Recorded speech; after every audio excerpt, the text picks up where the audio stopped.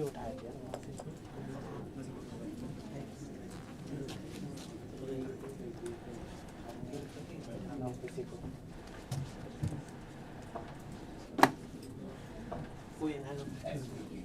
اسكندر عندنا هذا. Recording in progress.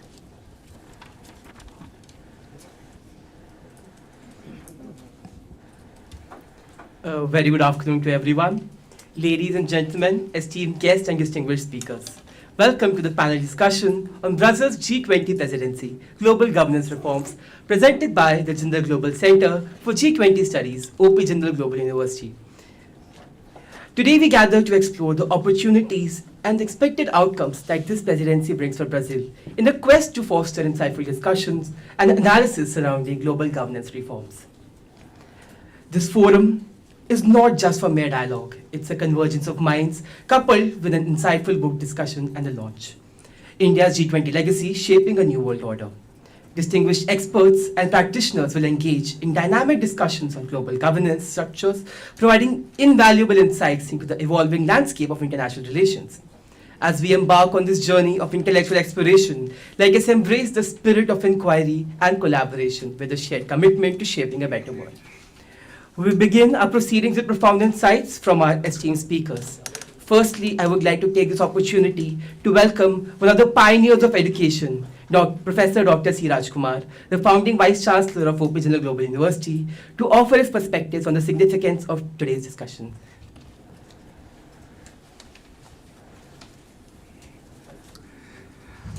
A very good afternoon to all of you. I would like to extend a warm welcome to this JGU International Academy, where we are hosting the G20 presidency's context and how Brazil's taking over of it will have large-scale impact on global governance reforms. At the outset, I want to congratulate my friend and colleague, Professor Mohan Kumar, for leading the Center for G20 Studies at Jindal. In fact, I very vividly remember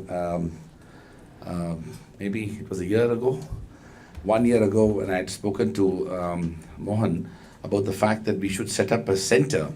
And at that time, I remember Mohan was asking whether this is just for this time when India will be assuming its presidency. And I said, no, we need to, this is one regional context which will have large-scale implications for the foreseeable future. And hence, we want to play a significant role in creating knowledge and contributing to research in this field. And Mohan took up that leadership, and today we have come to a stage where we have been actively engaged in a range of intellectually engaging events, conferences, lectures, workshops, seminars, and also a book as well. All of these things are happening under the center. So thank you, Mohan, for your leadership. Let me take this moment to extend a warm welcome to Ambassador Pooja Kapoor, Additional Secretary at the Ministry of External Affairs, Government of India, for accepting our invitation. She is the G20 South Sherpa, and I'm grateful to her for taking time out of her busy schedule to be here. I also want to extend a warm welcome to Ambassador Rajiv Bhatia, Distinguished Fellow at the Foreign Policy Studies Program at Gateway House. Ambassador Bhatia has been a great supporter of our university since our early days, so thank you very much, Ambassador Bhatia, for your presence. I also want to extend a warm welcome to Ambassador Manjeev Singh Puri, Distinguished Fellow at the Earth Science and Climate Change at TERI, for his acceptance and to be here. Thank you, Dr. Nilanjan Ghosh, Dr. Ms. Nandita Barua, both of whom have been long-term supporters of our institution. What I thought I'll quickly do is that, one of the things that we don't do enough in our country is to have intellectually engaging conversations beyond the government. So an opportunity that we have today with researchers, scholars, ambassadors, and retired ambassadors, because those individuals end up becoming more candid, and we have one with us and a few more as well actually in our campus. So these conversations can make a significant impact on not only shaping the immediate future, but also looking at the past and also how it can impact the future. Issues surrounding global governance is actually at the center of what we are facing in India and the world today. Increasingly, we are entering into an even more complex world. There are numerous theaters of conflict, and that's not ceasing to exist. Within those multiple theaters of conflict, we are also looking at other issues, including climate change, as well as environmental issues that are affecting and impacting the future. So it is in this context that we are looking at the G20 presidency of Brazil, but also to what extent India can play an important leadership role. One of the things that India did, and among many other things in its presidency, was to develop a more globally inclusive approach to bring Africa into the larger G20 context. This actually creates new opportunities for us to engage in these discussions, especially when we are facing these conflicts in the world, and there's no better time than now to talk about these things. We're very fortunate that the OP Jindal Global University has the Jindal School of International Affairs, which offers multiple programs, including 2 undergraduate programs and a few master's program. And our own journey in this has been quite inspiring, because not only the master's degree in diplomacy, law and business took off so well, more recently we launched a unique program in the form of a master's in international relations, strategy and security under the aegis of a globally renowned edtech company called Coursera. And in that program, we have students from literally from 40 to 50 countries in the world. This is a 100% online master's program in international relations. And the thing that I noticed in that program is that we have outstanding students who themselves are sometimes ambassadors, senior diplomats, working in intergovernmental organizations, non-governmental organizations, think tanks, research institutions, even at the White House and other places. And it's led by Ambassador and Professor Dr. Mohan Kumar. And the thing that we have learned through that exercise is that issues relating to international relations and global governance have come to occupy a far greater and a more mainstream role in recent times than ever before. The world and young people around the world in particular are more and more interested to look around and address some of these challenges. Our own experience of having 2 undergraduate programs in this, one on BA in Global Affairs and the other on BA in Diplomacy and Foreign Policy, that also helped us understand the kind of extraordinary interest that is prevailing among a lot of young people in relation to the world at large. So with those words, I want to once again extend a warm welcome to all of you. I sincerely hope you will have meaningful discussions today. I will be jumping in and out of this room, but I look forward to learning more about the outcomes of this event. Thank you.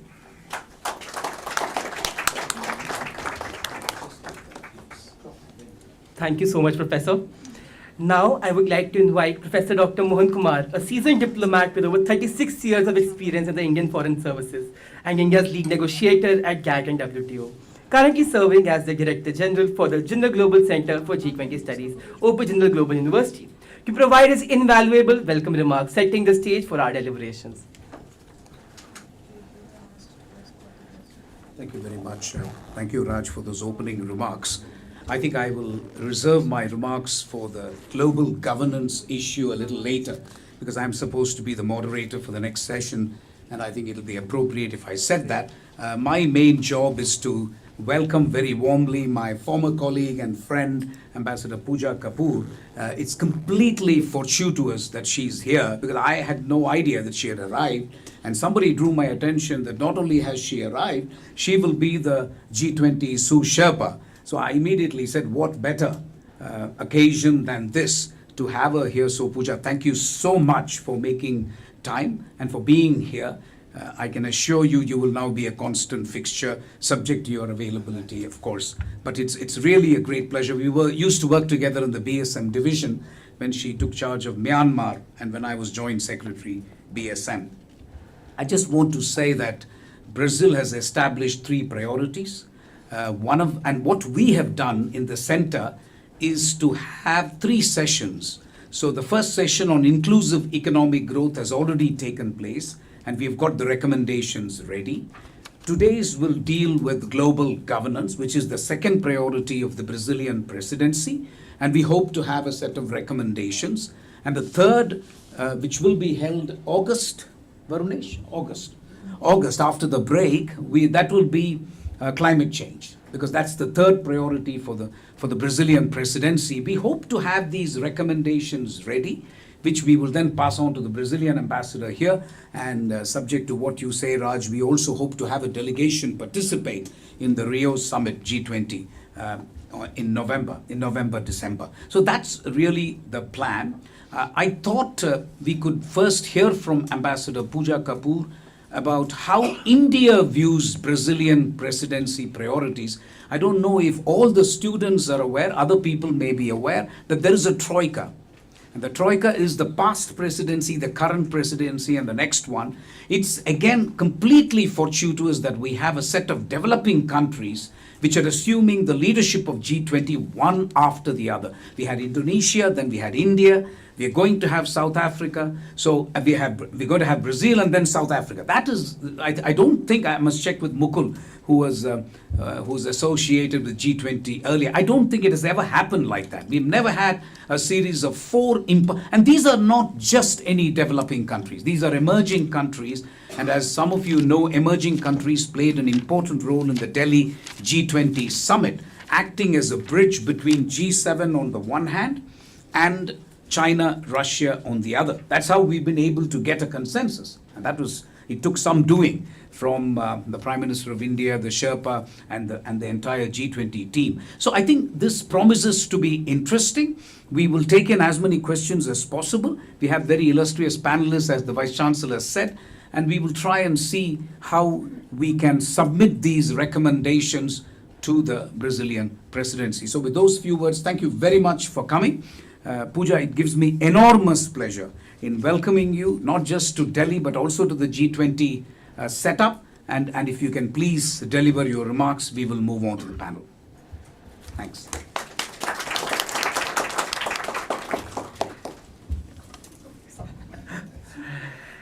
It is now my privilege to introduce to you all Ambassador Pooja Kapoor. Ambassador Kapoor serves as an additional secretary in the Ministry of External Affairs, New Delhi, and as G20 Sous Sherpa. With extensive diplomatic experience, she has served at Indian embassies in Denmark, Paris, Brussels, London, and Kuala Lumpur. Her roles in the MEA include overseeing India's relationship with Western Europe, Southeast Asia, the UN, and the Commonwealth, including heading the ASEAN Multilateral Division. I now invite Ambassador Kapoor to address the gathering and convey her special remarks.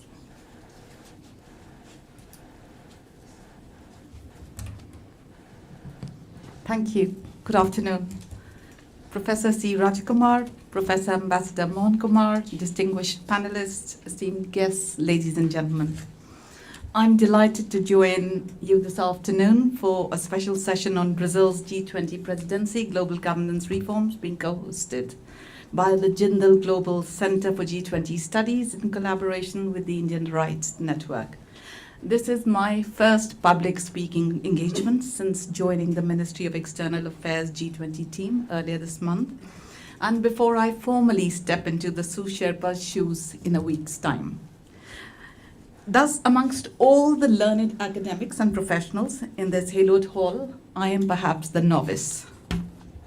I'm especially honored to be in the midst of several distinguished senior colleagues, Dr. Mohan Kumar, my Joint Secretary BSM, Ambassador Rajiv Bhatia, who was ambassador in Myanmar at that time when I was the desk officer, Ambassador Manjeev Puri, who was my ambassador in Brussels when I was the Councillor Minister in charge of the European Union. So a very special good afternoon to all of you, and thank you for organizing this mini reunion for me. If I were to think of the top 10 keywords or phrases in the Indian lexicon in the past year, G20 would certainly figure.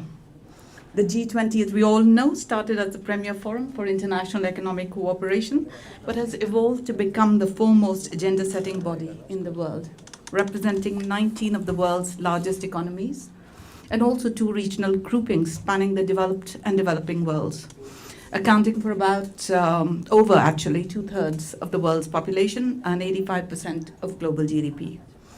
Under the leadership of Prime Minister Shri Narendra Modi, India hosted the G20 presidency in what was arguably the most successful presidency to date, unmatched in size, scale, and scope. The substantive centerpiece of the G20 summit was the New Delhi G20 leaders delegation, adapted unanimously despite the fractious global geopolitical situation. The declaration reflected uniquely Indian perspectives of universal, equitable, and inclusive solutions to contemporary global challenges, notably endorsing the theme of Vasudev Kutumbakam, or One Earth, One Family, One Future, addressing the Ukraine issue in a consensual manner, championing the voice of the Global South, and walking the talk by inducting the African Union as a permanent member of the G20, as the Vice Chancellor mentioned, committing to the G20 action plan to accelerate progress on the SDGs, endorsing the life concept on planet behavior, calling to scale up development and climate finance from billions to trillions, and agreeing to set up a new collective quantified goal of climate finance this year, agreeing to triple renewable energy capacity globally by 2030, calling for better, bigger, and more effective and representative multilateral development banks, endorsing digital public infrastructure to deliver affordable services at scale, emphasizing responsible artificial intelligence with pro-innovation regulation and governance, endorsing women-led development, adopting global food security principles, endorsing a global initiative on digital health, strongly condemning terrorism in all its forms and manifestations, and endorsing well-managed, regular, skills-based migration pathways. On the sidelines of the summit, too, there were laudable achievements, including the launching of the Global Biofuels Alliance, the India, Middle East, Europe Economic Corridor, the meeting of the Partnership for Global Infrastructure and Investment with the aim to mobilize $600 billion by 2027 for achievement of SDGs, and the India, Brazil, South Africa, US meeting, which saw 4 consecutive G20 presidencies meeting to commit to building bigger, better, and more effective multilateral development banks, together with the World Bank. As Brazil took over the G20 presidency last December, it was evident that it had big shoes to fill. As Ambassador Mohan Kumar said, the Brazilian presidency has identified 3 major priorities: social inclusion and the fight against hunger, energy transition and sustainable development in its social, economic, and environmental aspects, and reform of global governance institutions. Today's conference is timely, for it comes when the Brazilian presidency's calendar is heating up, and because it aptly focuses on the global governance institutional reform agenda, which India championed, and which Brazil will carry the mantle forth for very strongly, and we support them in this endeavor. When I first joined the Indian Foreign Service nearly 28 years ago, the case for reform of global governance institutions was self-evident. Today, it is imperative, for the institutions of the 20th century are no longer fit for purpose in the 21st. The world has witnessed rapid globalization and technological change, along with the emergence of new power centers such as China, India, Brazil, etc. New challenges, from climate change to global health crises, security threats to persisting economic disparities, have put the global governance architecture, already out of date and reflecting the power dynamics of the post-World War II era, under unprecedented strain. The exceptional period of turmoil that the world has witnessed has led to the erosion of trust in the multilateral order. The G20 itself is, of course, testament to a new emerging world order, reflecting the diffusion of economic, military, and diplomatic capabilities and responsibilities across continents. G20 recognizes that to reinstate faith in global governance institutions and multilateral solutions, there needs to be change, and this needs to happen soon. This is significant since the G20 has emerged as a principal platform to give policy direction on almost all important international issues. Over the last 2 decades, the need for multilateral reform has been well recognized by the Millennium Declaration, by the 2005 World Summit, in the 75th anniversary of UN Declaration in 2020, and in the G20 New Delhi Leaders Declaration, which recognized the urgent need for more inclusive, and reinvigorated multilateralism and reform aimed at implementing the 2030 Agenda. From India's perspective, what we need today is a paradigm shift in the structures and working methods of key global institutions to make them more responsive to contemporary challenges. In India's view, such a reformed multilateralism would have 4 broad elements. 1, making international financial institutions more representative and effective. And as I mentioned earlier, the New Delhi Leaders' Declaration specifically agreed to deliver better, bigger, more effective, and more representative multilateral development banks. 2, improving the working methods of the United Nations subsidiary bodies and international organizations by codifying formal principles and doing away with non-transparent and selective approaches. 3, not allowing the multilateral system to be undermined by senior personnel acting in their own interest rather than that of the organization that they represent. And 4, comprehensive reform of the United Nations. Global crises have demonstrated that lack of due and fair representation at key UN decision-making bodies renders them ineffective. Coming to the specifics, we are nearing 2030 and are lagging far behind both the Sustainable Development Goals and the climate goals. To make progress on both, we require enhanced financial resources and large-scale technological support for developing countries. G20 leaders have agreed in New Delhi regarding bigger, better, and more effective MDBs, which will be important in our efforts to mobilize financing from all sources and for securing a quantum jump from billions to trillions of dollars for development, as well as for climate action. A G20 independent expert group on strengthening MDBs was set up by the Indian presidency to provide guidance on how MDBs could be strengthened to meet the needs of development and just transition. Quick implementation of this group's recommendations is needed so that enhanced finance can start flowing in. India is pushing for this within the G20. As regards the UN system, the reference to UNGA Resolution 7511 calling for UN reforms was agreed to for the first time in the G20 during the Indian presidency.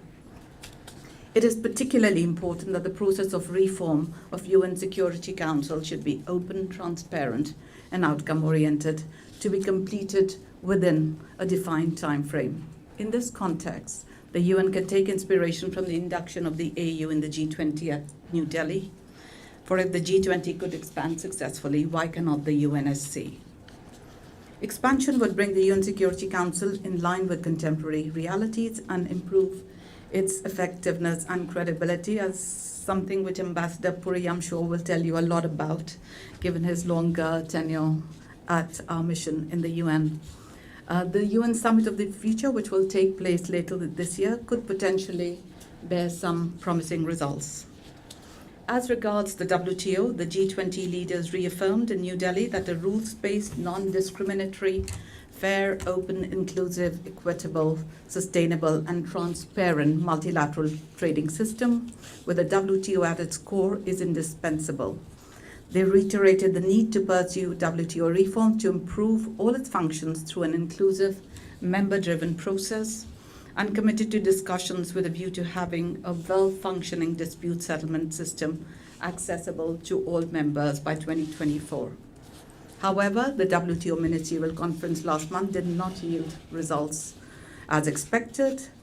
Nevertheless, the G20 continues pushing for reforms, especially in the dispute settlement mechanism, and we have an in-house expert on all matters WTO, and I'm sure Ambassador Kumar will delve deeper into these. To sum up, as we all know, the reform of global governance is not about bureaucratic reshuffling or diplomatic maneuvering. It's rather strategic, imperative, and of course a moral imperative. The current configuration in the G20 sees 4 developing countries at the helm on a trot: Indonesia and India, as Ambassador Kumar said, followed by Brazil and South Africa, as the first cycle of G20 presidencies concludes. So this is the first time that these countries have actually held the presidency, so it's unprecedented. This is a unique opportunity to reorient the G20 towards a more development-focused agenda, towards issues which are of pressing importance to the global south, and towards reforming global governance, all of which India so effectively articulated and championed during its presidency, and which Brazil will carry forth. I'm confident that today's deliberations will throw fresh ideas to help chart a progressive course towards a more inclusive and effective system of global governance that truly serves the common good. I would request O.P. Jindal's G20 Center to also share all the recommendations with us, because we will help channel them into the system from our side. And I know, Ambassador, you said I should talk about all three priorities of the Brazilian presidency, but that would mean you would not invite me again. So I've only focused on global governance today. And to all the young people in the audience, it's a great pleasure to see you all, and I look forward to staying connected with you and the university. Thank you.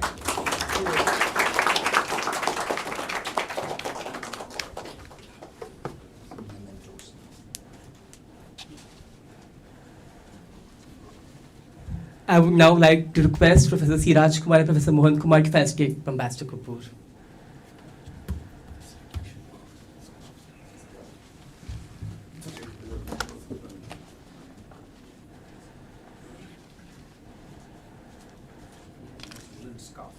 Your name also.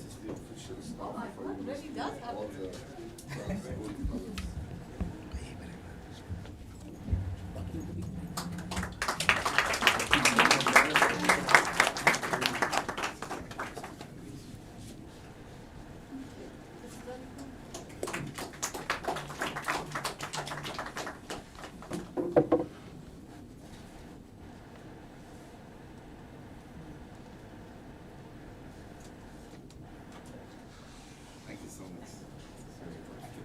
Take care. Biodegradable. Carry on. Thanks for coming. Please. Yes.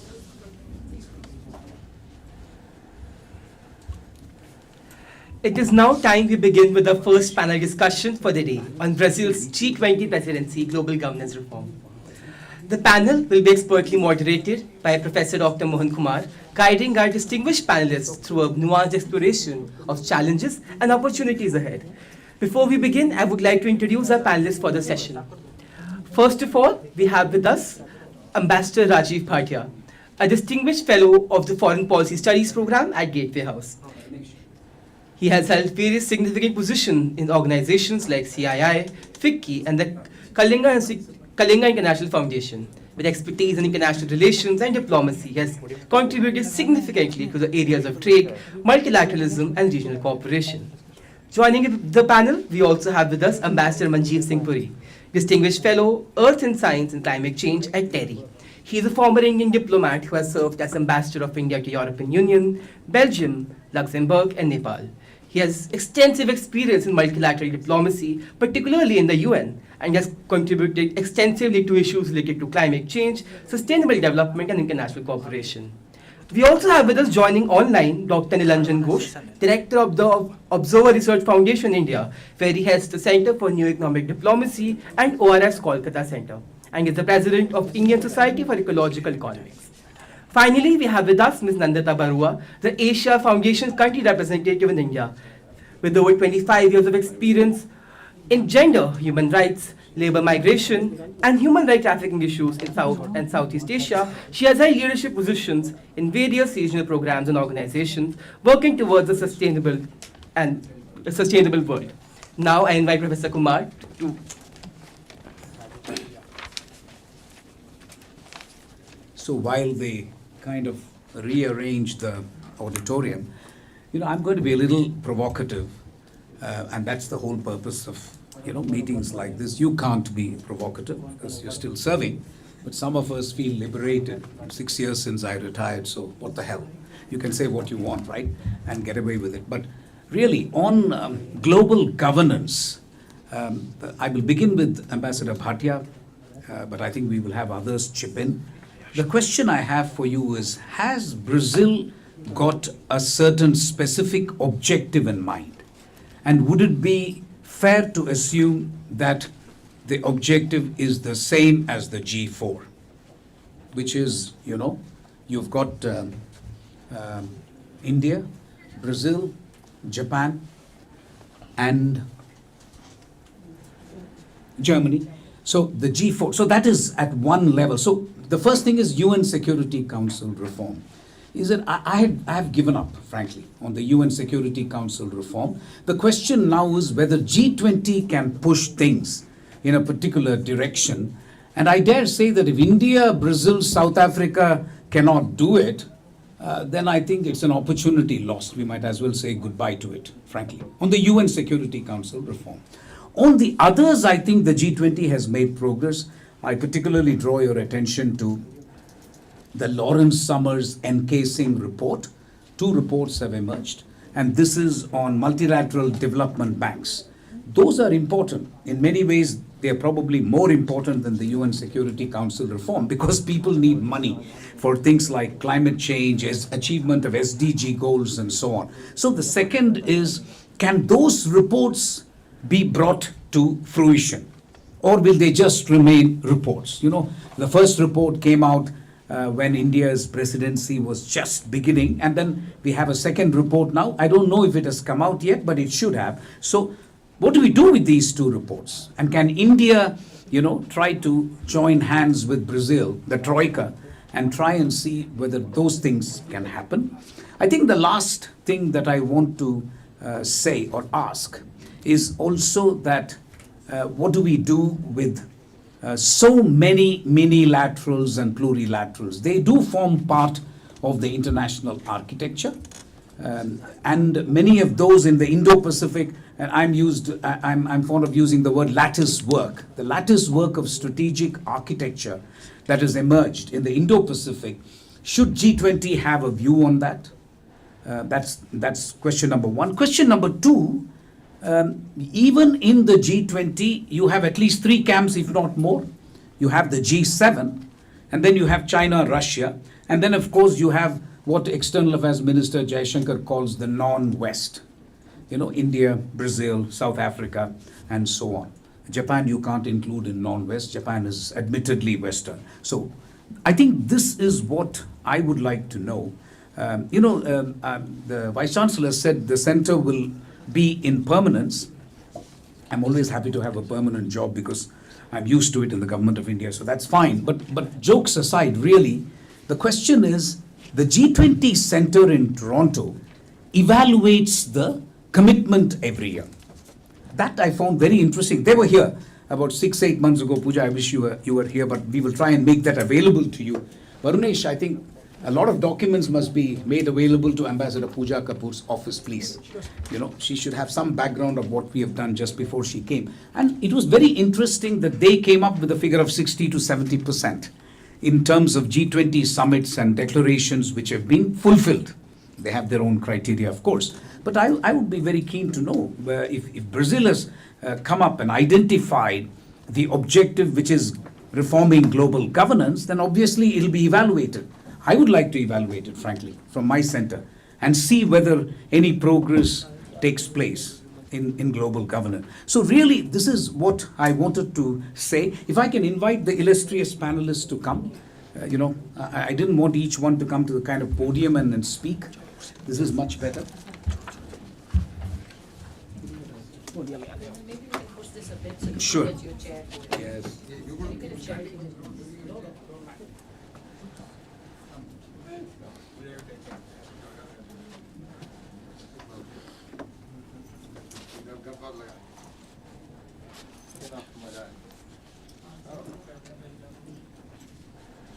So, sir, can we put you on the mat?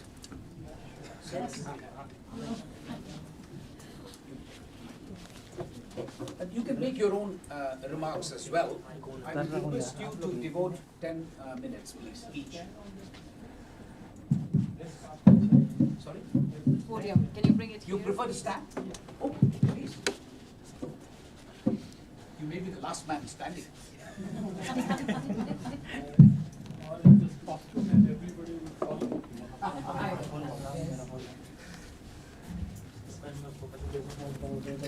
No, I think think especially for retired diplomats to speak in the afternoon, I think they better stand up. It works better.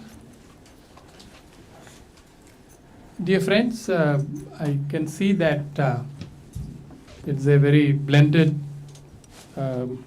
audience, but I think the common bond is that all of us are very knowledgeable about G20. And so it's a little bit overwhelming to try to update this story and try to come up with something really new or something worthwhile. And I'm very happy that our panelists are here and Government of India is here. So it's a good time and good chance to put across perhaps some substantive points. And yes, 10 minutes, I would respect Mohan. You have also raised some really thoughtful and thought-provoking questions, so I'll try to weave them into my very brief presentation. It was just about a month back, a similar event took place here, 18th of March, if I'm not mistaken. And I realized that Jindal is very serious about its role as the G20 center, and they are going about it in a very positive and very systematic fashion. And this really encouraged me because for the last about 15 months, that is 3 or 4 months before India's presidency began, and then throughout the 12-month period, we were over feasting on information about G20, this country. And then suddenly, as soon as the presidency went to Brazil, we went on a fast. You won't see a single article in any major Indian daily about G20 now. This is not, I think, a very healthy trend. I think so clearly this room is filled with those who are convinced that G20 is important no matter where the presidency resides. And it is important for all the countries whether or not they are the president. And therefore, I think this dedication that Jindal has shown, and particularly Mohan has shown, is something that deserves to be appreciated and supported. This particular meeting is timed with the second meeting of the G20 finance ministers. 17th and 18th, they are meeting in Washington on the sidelines of the spring meeting of finance ministers and central governors. So we have to be a bit in the dark today. I think we need a day or two before we would get to know as to what the outcome was there. The first meeting took place in February, and we had discussed this at the Jindal event just a month back. And so we will have to look at what exactly finance ministers and central bank governors are doing on this whole question of global governance relating to them, which is just one issue, the reform and strengthening of the multilateral development banks, or MDBs. Now here, I'd expressed last time my sense of unease that a lot of us sitting here in India thought that Mr. Summers and Mr. N.K. Singh had done a fantastic job. The first report was out. They also had presented a preview of the second report as well. And it seemed that actually a broad consensus had developed at the level of the leaders that MDBs have to be strengthened, broadened, and some specific points were agreed. For example, it was agreed that MDBs must have more resources. The second point that was agreed was that then MDBs would be in a position to offer more funds to the developing countries for a variety of purposes, for dealing with climate crisis, for development, and handling their financial flows and the balance of payments, etc. And on top of that, the third point they had agreed was that there would be a greater representation of the developing world in the leadership decision-making echelon of the MDBs. And finally, there was this idea that a complete roadmap to strengthen MDBs would be worked out. So when we ended the Delhi summit and the Indian presidency, many of us were sitting quite pretty and happy, saying that now, at last, G20 has got a way out, and now they simply have to formalize the decisions and then begin focusing on implementing it. And lo and behold, the moment the presidency goes to Brazil, as far as I could see from this distance, they again started discussing the same issues that we were discussing for the previous 12 months in India. Now, this was a little bit of a shock, and slowly, obviously, realism came through that, Manjeev Puri's tribe, the genuine multilateralists, they know how to cycle and recycle the same arguments in a big manner. And I'm saying it in a positive manner. I'm not saying in a negative manner. So I've been following what is going on in Brazil, and some of the scholars who were here are now, they've gone back to Brazil. I keep in touch with them. And that's why I have to be tentative. One will have to see what really is projected at the end of the Washington meeting, of the second meeting of finance ministers, to know whether they are abiding by the decisions, and then now they're going to work on the implementation. So this is my first basic issue on the MDBs. I'm afraid I cannot share more because frankly, not much information is available in the public domain as yet. In the presence of Ambassador Mohan Kumar, it's very risky to talk about WTO. So I respect his expertise. All that we know is nothing much is happening there.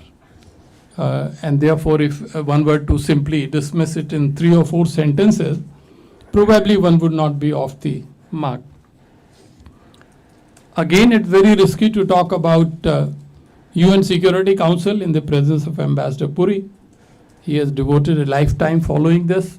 But what I can say is, and I'm going to be very candid, in Delhi, we produced a very substantive 2 or 3 paragraphs on rejuvenated multilateralism.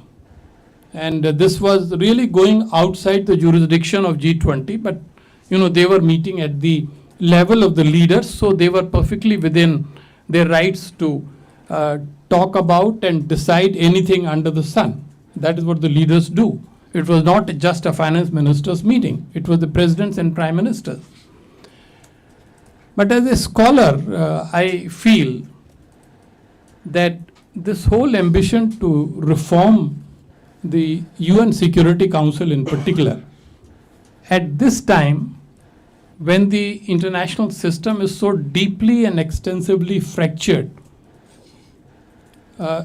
it is taking leave of realism.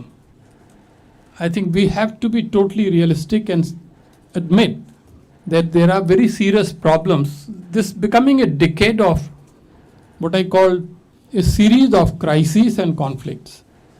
Starting from 2019 or 2020, COVID, India-China clash, Ukraine, Gaza, Houthis, Iran and Israel, and God knows what else. So in this kind of situation where major powers are divided, as a result, the Security Council simply cannot work. If they can't even get a ceasefire to help, the poor innocent Palestinians who are getting killed every day, do you really think that they can reform overnight the Security Council? That is the question that we need to ask. So if we are talking about making recommendations, Mohan, first we will have to develop a kind of a consensus whether progress is feasible in the foreseeable future. We are talking a great deal about the summit of the future. Now that future is here, April 2024. I think the summit is in October, November, or December, somewhere there. The future is here. So for the last 3 or 4 years, we were building up the hopes that when the future of the summit of the future comes, something might happen. But now we have to be realistic. So all that I can say is that some of us are somewhat skeptical, but it is quite possible that those who know about the UN from inside, they may have a different view.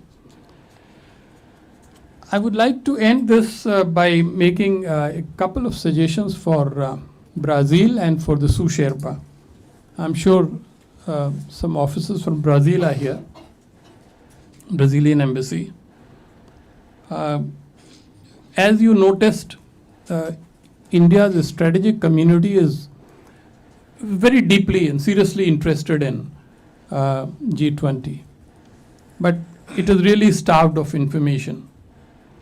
And therefore, I would suggest that there can be collaboration between our secretariat, G20 secretariat, and Brazil embassy to at least hold a monthly or maybe once in 2 months briefing for the media as to what is going on in G20. This will help Brazil itself, and it will help the cause of the developing world, because then this will motivate our young G20 scholars to study it more thoroughly and probably write about it. And my second suggestion again, but particularly to the headquarters in Brazil, is that T20 channel needs to be strengthened a little bit more.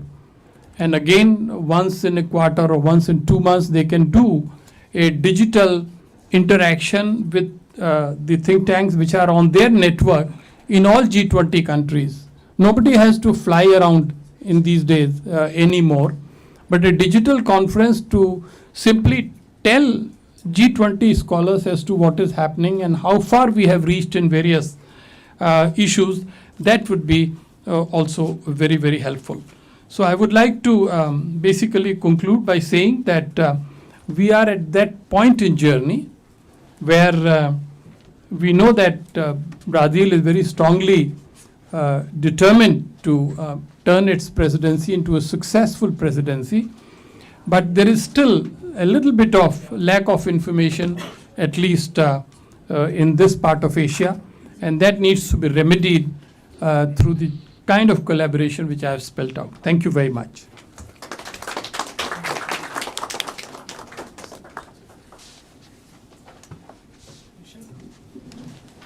So I think what I suggest is let's have the online, what shall I say, presentation by the director from ORF. Yes. But before that, Ambassador Rajiv Bhatia, when I come back to you and others, what prevents the G20 in Brazil from saying that the leaders agree to a comprehensive reform of the UN Security Council within 2 years? Question for Manjeev as well. Okay, in all probability, it will not be done. But that I see as a way of putting pressure. Otherwise, all the statements are open-ended. So is it beyond the realm of realism, as you say, to say that 2 years from now? After all, every leader says it's vital, it's imperative that we should be reforming the UN Security Council. What's the worst that can happen? It will not get done. That's okay. We are in that situation anyway for the last 20 years. So I think that's one thing that I'd like to pick your brains on, all of you. Varunesh, if you can have the director of ORF, please. Thank you. Thank you, sir. That was, I thought, a comprehensive presentation. Thank you very much. I would like to request Mr. Nilanjan Ghosh to please start his address. We are looking forward to that. Am I audible? Yes, yes. Yes, sir. Perfect. Thank you. At the very outset, let me thank Ambassador Mohan Kumar for inviting me. Unfortunately, I couldn't be present physically, but thanks for this opportunity of connecting virtually. Well, how do I essentially qualify to talk about Brazilian G20 or the G20 in general? I played a minuscule role, in fact, in the Indian G20 and even a smaller role in the Brazilian G20. In fact, Ambassador Bhatia just mentioned about the T20 or the Think 20. I was the director of the Think 20 India Secretariat which was housed at the Observer Research Foundation. And right now, in fact, I'm also the co-chair of the Think 20 engagement group, co-chair of the Task Force 3 of Think 20 Brazil presidency, which is the Task Force 3 is about the international financial architecture. And precisely, we are tasked with looking at SDG financing. Now, the fact remains that when India assumed the G20 presidency, it was in the midst of a global flux. The post-pandemic recovery efforts were uncertain and uneven. There was supply chain crisis, supply chain bottlenecks, consequent global stagflation, perennial onslaught of elephant in the room of global warming and climate change only aggravated the challenges at that point in time. Now, ever since Indonesia's presidency in 2022, I would say the voice of the global south emerged in the context of the G20 through what in the G20 process we call the double troika presidencies, rather than calling them a quadrilateral. Indonesia, India, Brazil, and then India, Brazil, South Africa. So this double troika is slated to amplify the voice of the global south in the entire G20 process. Now, the need for a reformed and inclusive global governance structures that have been collectively recognized as the imperative to confront the 21st century challenges with renewed vigor and increased cooperation in the G20 platform is now being acknowledged. This has been further cemented with the New Delhi Declaration carried out by the Indian G20 presidency, which talked about an integrated approach given the interconnectedness of the challenges and revitalized multilateralism. Now, in this context, Brazil's presidency of the G20 presents a pivotal opportunity, especially to advance the reform of the global governance system. Now, they are, of course, going to build upon the substantial progress that was made during the G20 Indian presidency. And this presidency carries significant expectations in fostering financial and economic governance that effectively tackles the multifaceted crisis facing the world today. So, the first and foremost thing that it encounters is strengthening multilateralism for equitable finance. Well, I'm not going to get into the other domains at this point in time. In fact, talking about the Security Council or suppose say the security domain as such, though there is an inextricable linkage when we talk about the global developmental governance. Now, when I use the term global developmental governance or institutions or parameters which act as links of the global development governance, essentially I'm going to talk about the SDGs. One very significant element is the Global South, and one of the major achievements of the Indian presidency, which in fact Vice Chancellor quite rightly put out, was the inclusion of the African landmass in the G20 bloc, making it the G21. But what I'll do is I'll place 5 imperatives at this point in time from the perspective of the international financial architecture. The first is reforming the IFA, the international financial architecture. The imperative for reforming the international financial architecture arises from the current system's inadequacy in addressing the scale and depth of the challenges, confronting particularly the global south. Now, what is also happening is that a reformed international development financial system is essential for achieving the SDGs. MDBs play a very important role here, but frankly speaking, to a large extent, we have a huge gap when it comes to SDG financing. The gap, the annual gap at this point in time, in fact, till 2030, is being slated to be to the tune of 4.5 trillion US dollar. Now, Brazil's G20 presidency, in fact, there is some kind of an aim to advance the work initiated during the Indian G20 presidency, particularly in strengthening the MDBs. Now, this includes implementing, of course, the roadmap outlined in the N.K. Singh Samar's report, the 2-volume report, which calls for tripling the MDB financing to 390 billion US dollar annually by 2030, and optimizing the balance sheets through capital adequacy framework. Now, Brazil is already advocating this for innovative approaches and ensure that the IMF follows through on commitments for quota realignment by June 2025. So all you need to do is to enhance the representation and voice of the developing world in the decision-making process. And the G20 has been proactive in urging the revision and implementation of the CAA for the capital adequacy frameworks with a a focus on the multilateral development bank's responsiveness to the developing countries' needs. The presidency also needs to work towards fostering the collaboration among the MDBs in areas such as hybrid capital, callable capital, and guarantees to maximize their impact. This is extremely important. So you need enhanced dialogue between the multilateral development banks, the credit rating agencies, shareholders, and this is going to promote transparency in information exchange and rating methodologies. So leveraging the estimated additional lending headroom of approximately $of 200 billion outlined in the G20 CAF roadmap will further drive the implementation of the CAF. Then comes the strengthening of the IMF, which is essential to support the countries facing financial crisis. This involves reviewing funding and governance structures to ensure adequate resources for assistance. So all they need to do is prioritize initiatives like resilience and sustainability trust and poverty reduction and growth trust, along with support for Africa through the G20 compact with Africa. So exploring the SDRs, or what we have the special drawing rights for financial assistance to MDBs, while preserving their reserve asset status, will only enhance the IMF's capacity to address the global challenges, especially for the African economies.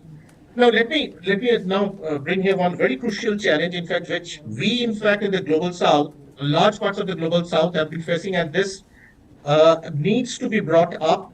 This has been brought up, but needs to be amplified further in terms of a voice from the global south. The concern is with essentially climate financing. And if you look at the climate financing portfolio of most of the multilateral development banks and most of the DFIs, there is a lopsided financing portfolio, except for the Green Climate Fund, GCF. That's the only climate funding agency which maintains some kind of a parity between adaptation and mitigation financing. But for all, whether I talk about the Asian Development Bank or the World Bank or whosoever, 90 to 95% of the funding is getting into mitigation, while adaptation financing receives a state motherly treatment. This is also because of the fact that the multilateral development banks are mostly looking at ROI, the return on investment. They are looking at short-term economic rate of return associated with the mitigation projects, overlooking the long-term social rates of return associated with the adaptation projects. This is also because the adaptation projects essentially lead to the creation of public goods. And you don't see an immediate rate of return, an economic rate of return associated with the creation of these public goods. Now, the challenge is how do we bridge this gap? As large parts of the global south needs adaptation financing. This is something extremely crucial. Then, of course, we have the problem with the global debt crisis because there are large parts of the developing countries which are grappling with a mounting debt burden aggravated by the rising borrowing costs in the financial market. The financial strain severely limits their ability to fulfill fundamental rights and invest in critical infrastructure. Then, the other thing which has, I would say, most aptly taken up by the Brazilian G20 presidency is reforming the international taxation framework. The Brazilian G20 presidency aims to elevate ongoing discussions concerning a more equitable and progressing international taxation system. And this entails considering the various contributions beyond the scope of what we call the base erosion and profit shifting negotiations, or BEPS, at the OECD. And it is going to play a pivotal role. We presume that it holds the responsibility for ensuring the swift and effective implementation of the two-pillar international tax package. This includes finalizing the critical components such as the multilateral convention, and by doing so, the G20 can provide essential support and technical assistance to developing nations, enabling them to actively participate in the global tax framework. The other important thing that it needs to advocate for is expeditious implementation of the crypto asset reporting framework and amendments to the Common Reporting Standard, or the CRS. I'm not going to get into the WTO at this point in time, but what is important out here is that there has to be some kind of, I would say, it has to address the challenges encountered by the micro, small, and medium enterprises, particularly those in the developing nations or in the global south. By focusing on the specific needs and constraints faced by the MSMEs, that it can better support their integration into the global economy and the global value chains. Now, the other important thing is the reformation efforts within the WTO, which has to prioritize aligning trade policies and trade priorities with the environmental objectives. By harmonizing trade and environmental policies, the WTO can promote environmentally friendly practices while facilitating global trade in a manner that is mutually beneficial and environmentally sustainable. But on the other hand, we also have to be careful about some of the other norms which are being set by the global north and which are going to go against the very principle of just transition, just as the European Union CBAM. Simply because this is not going to increase the entire cost of transaction for the global south, especially the smaller nations, and they will be rendered uncompetitive in the entire trade game. My fifth proposition is that last year there was a Think 20 India policy brief that talked about the development of a G20 level development financial institution, like the BRICS Bank. Now, this G20 level DFI can essentially bring about some of the more innovative products which can induce the private sector to put in their money in the entire SDG game. The last few decades reveal that the developing economies and LDCs usually have to bear the brunt of global economic shocks. And in many cases, this also deters the achievements of SDGs. So in that case, it becomes extremely important that an institution which is going to be based on the principles of reconciling between the irreconcilable trinity of global development challenge, governance challenge, I would say, that is between equity, efficiency, and sustainability, has to be brought into the system, and that is how, in fact, the SDG goals can also be made. So, to facilitate collaboration and help economies develop financial frameworks, it becomes an imperative. The experiences of the last 2 decades reveal that there's a need to safeguard the SDGs in the face of various global shocks. So this DFI can be instrumental in reinforcing the North-South partnerships. Global North expertise is instrumental in helping the design of the Global South financing mechanisms. The single organizing body will ensure that geopolitical conditions do not blind the process of forwarding aid to the less developed nations. So the consequent succession of the G20 presidency transitioning from Indonesia to India and now to Brazil marks a pivotal moment for global affairs. And with Brazil assuming the G20 presidency, there is optimism for continued progress towards building a faster and a more sustainable and resilient global development governance system that is going to be beneficial for all the nations, regardless of their economic status or geographical location. Let me just end my first round of presentation here. Thank you for inviting me. I want to thank Dr. Ghosh for the comprehensive presentation. Ms. Nandita Barua, yeah, I think you can decide whether you want to stand behind the podium or sit comfortably. The choice is yours. Manjeev. Please, Nandita, the floor is yours. Thanks.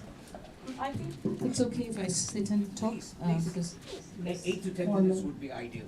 I'll try to keep it even shorter because prior to me, a lot of seasoned experts have spoken. First, thank you, Mohan, for inviting me here. And it's wonderful to see a mix of international experts, heads of and representatives from embassy and students and young scholars and think tanks. So pleased to be here. I'm just going to dwell back on the last year of the year when India was holding the G20 presidency and the build up to that. And Mohan, if you recall, we started that journey there with your center and the foundation where we worked to really look at what are the priorities, what opportunities, and a lot of what's being said today has actually been built into the final documents that came out of the G20. Now, I think when we are talking about the global, governance infrastructure, couple of things. I think it's interesting that I think Ambassador Nilanjan before me, also Ambassador Rajiv Bhatia talked about the fact that it's at one level we are looking at a very fractious world, but at another level, I think there has never been a bigger moment where I think the world has, at least during the G20 presidency, recognized that while we may have difference of opinion on various things, the solutions that are needed cannot be just driven by a certain perspective in the world. Now, most of the multilateral organizations have come into existence when the reality of the Global South was very different from what it is today. And in the Global South today, when we are looking at, and as Nilanjan pointed out, we're looking at multiple levels of countries. We are looking at developing countries, countries which have moved from LDC to a developed nation status, or middle income countries. We're also looking at fairly economically advanced countries who may not be advanced in certain aspects of, say, equity and rights, but are financially would probably be as equally advanced as the global north. However, I think the solutions that we are seeking today, which started with India's G20 presidency, was trying to put, and the attempt is to trying to put the perspectives from this new and emerging global south into the institutions that are defining solutions. And the multilateral institutions became very critical in that conversation. If you recall, just here at this hall, I think last year we had Professor Hibatullah speak on the African Union and the role of MDBs in the way the credits and the financial loaning, etc., was done to the large part of the African Union nations, and the downside of the taxation regime that Nilanjan talked about, the downside of the way interest payments were planned. And we saw the fallout of that most of them then moved to seek financing from the elephant in the room we are not talking about, China. So unless we today link the need for institutional development in the financial institutions, we are going to continue to face this, the polarization between international development and China, in development institutions and China, global south and China. I think the recognition that many of the financial institutions were unable to live up to the needs and the deficiencies in systems in the developing countries meant that it provided an opportunity for a country like China to walk in and provide resources. The downside of the resources is also today visible. However, the process of lending, the way it was done, and other aspects that led to identification of how much money seemed to the countries who took that bait to be lucrative. Question is, of course, whether it is or not remains debated, and we could say that yes, there is a flip side to how that played out in an absolute economic collapse in many countries. So I think for us, again, the question is, within the powers of these multilateral development institutions and the banks, some of these powers have still a strong voice. And unless there is also a discussion at how that can be negotiated and navigated, it's going to be very hard to make those changes. I believe that we created the narrative in India on how to handle those conversations. We created the narrative of what the Global South's interests are, what the Global South's priorities are. And I think that moving that conversation forward in Brazil is going to be critical, and it can't just be left to Brazil. I think, I still feel that India would need to continue to play a critical role in engaging with Brazil, the think tanks, and the G20 globally, because a lot of those happened in Indonesia, and it continued in India, and now I think needs to be pushed forward while we are looking at how Brazil is looking at. And to put a point here, I think when we look at environment and climate, Brazil is at the center of the world's largest climatic zones, where I think protecting the Amazon has become a big issue. Now, the national debate there is still divided and polarized. However, I think this is also an opportunity to look at how some national priorities in countries which are critical to solutions can be elevated to provide a larger push from global communities who see those as being critical environmental challenges, not just from the perspective of that country, but from the world at large. And I think the environmental climate resource, the part where Nilanjan talk about really not just mitigating, but also defining solutions that are affirmative and can move forward, are going to be crucial to moving this process. The other thing which I think we probably have talked about, but need to focus much more, is on knowledge sharing. We've talked about the fact that a lot of these discourses that are happening and that have continued to be fed into the G20 processes need to be really, I feel, shared at a much wider level. When the African Union colleagues were sitting here, few months back, when G20 took in the African Union, we heard from them that the concerns of Africa itself are not linear. They are diverse and yet divided in many things. However, I think getting that process of knowledge sharing where we can come to some common consensus on issues like climate, on issues like equity, sustainable development, gender, is going to be a critical role that G20 as a collective and countries like India, Indonesia, Brazil, and South Africa would need to push forward for as we move forward in this discussion. The other thing also, I know you said that, it's just that it's quite surprising that we have 3 countries plus 1 who are all from the Global South. Maybe the stars are aligned. I am an optimist, so I'd say probably the stars are aligned, and this is the time when those voices which have seen a continuum from Indonesia, India, Brazil, hopefully South Africa and others, can become the center stage of what is the architectural change we are demanding. Because right now when we talk, we are talking two systems which are being defined by certain power structures which were created more than 30-40 years back and continue to believe that they still should and would hold power of these institutions and define it from their narrative. I think the idea that these narratives have now been, I don't want to use the word challenge, but now being provided with alternatives from the Global South is something that has to be more forcefully engaged with as we move forward. And I think, Indo-Pacific, and you talked about the Indo-Pacific, that's an interesting construct that has come up in the recent past. And it's more and more important that for the global north, I think, the countries like India or Brazil are critical to having a much more decisive engagement in the Indo-Pacific, and we should not forget that when we say Indo-Pacific, we also have to take into consideration countries like Japan and Korea, who can be very instrumental in really adding strength to the voice of the Indo-Pacific in the change that the region is collectively seeking. A lot of that has got to do with maritime security, a lot of that has got to do with environment, a lot of that has got to do with climate and oceans and access and connectivity.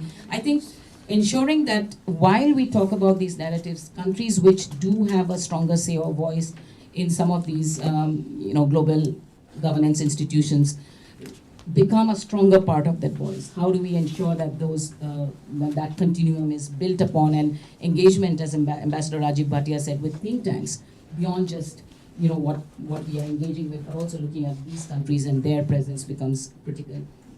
And finally, I just want to say that my thing on, and I'm not an expert on the Security Council or WTO, I think Ambassador Manjeet, who is sitting here next to me, is definitely much more well placed to say that. I think it's also going to be important when we say we want, and Mohan, you said that why can't we all collectively say we want a change in the Security Council? I think we have been saying it collectively. We want a change. But I think before we say we want a change and this is the change we want, we need to unpack why those who are controlling it don't want that change. And when we unpack why those who are controlling it don't want that change is when we can put forward a much stronger narrative with other partners from a similar troika who would want that change. Right now, whether it's control over water resources or oil resources or nuclear resources, there is a reason for not wanting change. Because the countries at the helm have certain interest in wanting to keep it the way it is. And I'm being candid, and please don't take this as my opinion from the foundation. This is my individual opinion. I would probably lose my job tomorrow if that happened, which would be bad, I know. But I think this is important for us to keep in perspective that those countries' reason for wanting to keep it have to be first called out, not just challenged, but called out, and then put forward the perspective on why we change it. But I am not a diplomat, so maybe that's not the best way. Ambassador Manjeet Puri is one, and he would probably be best placed to say it. So I'm going to stop here and Perfect. Thank you. Perfect segue. Manjeet, my only problem is I'm under directions to finish at 4:30, so kindly make your remarks as brief as possible. I know you're fully capable of doing that in punchy lines. And maybe you can take off from where Nandita left. So here. Well, thank you very much. Thank you for inviting me. I can see the clock right in front of me. So, guys, I've spent a great deal of my professional life dealing with the United Nations.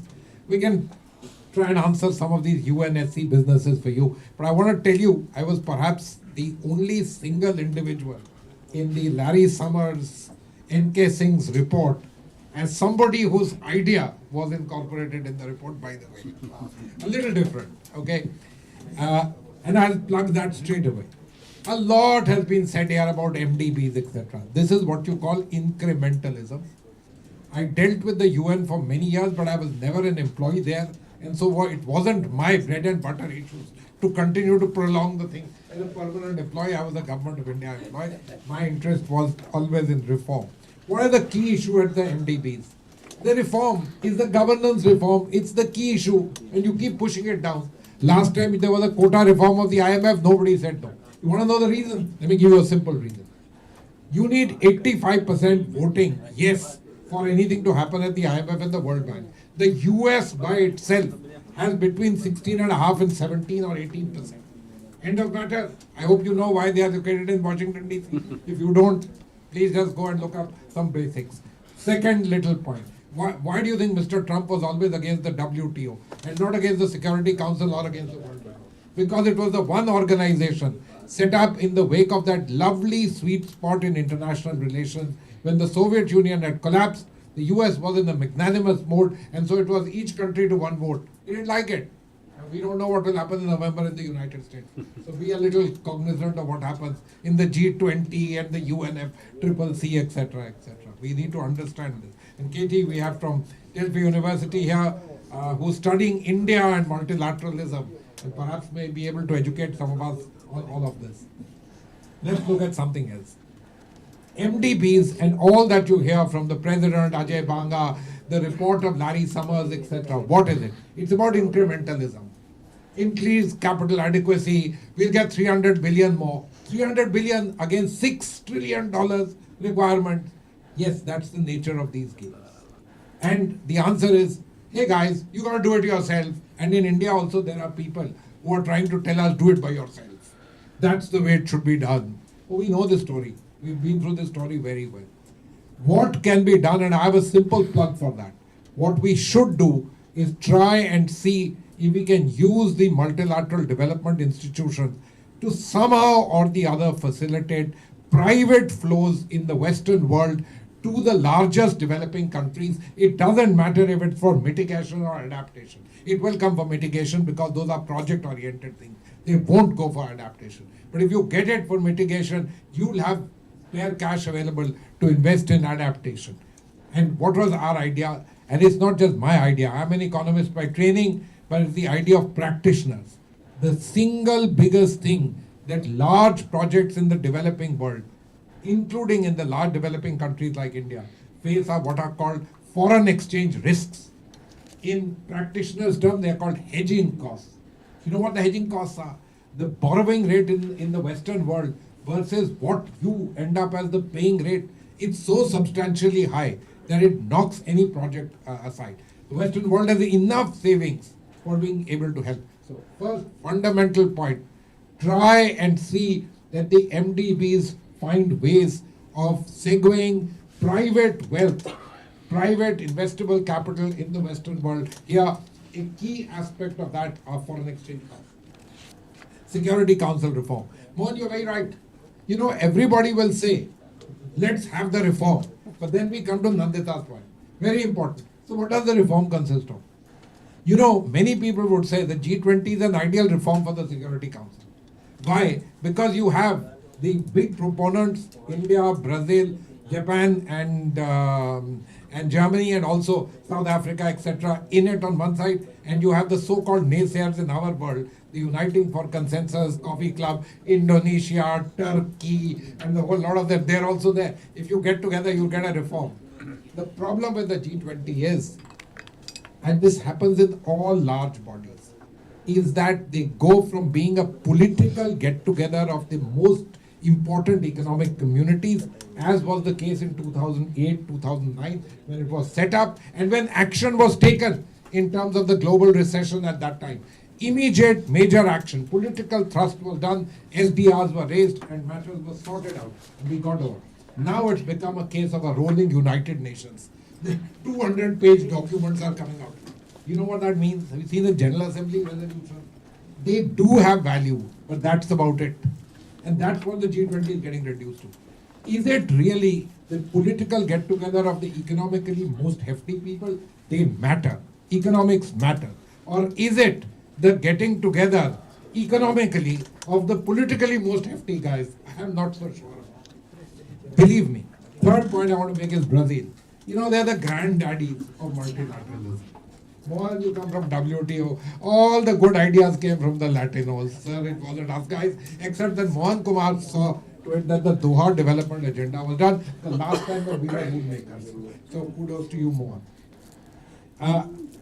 The Latinos, and in particular the Brazilians, the Argentinians, the Chileans, they have been trained in this matter for 100 years.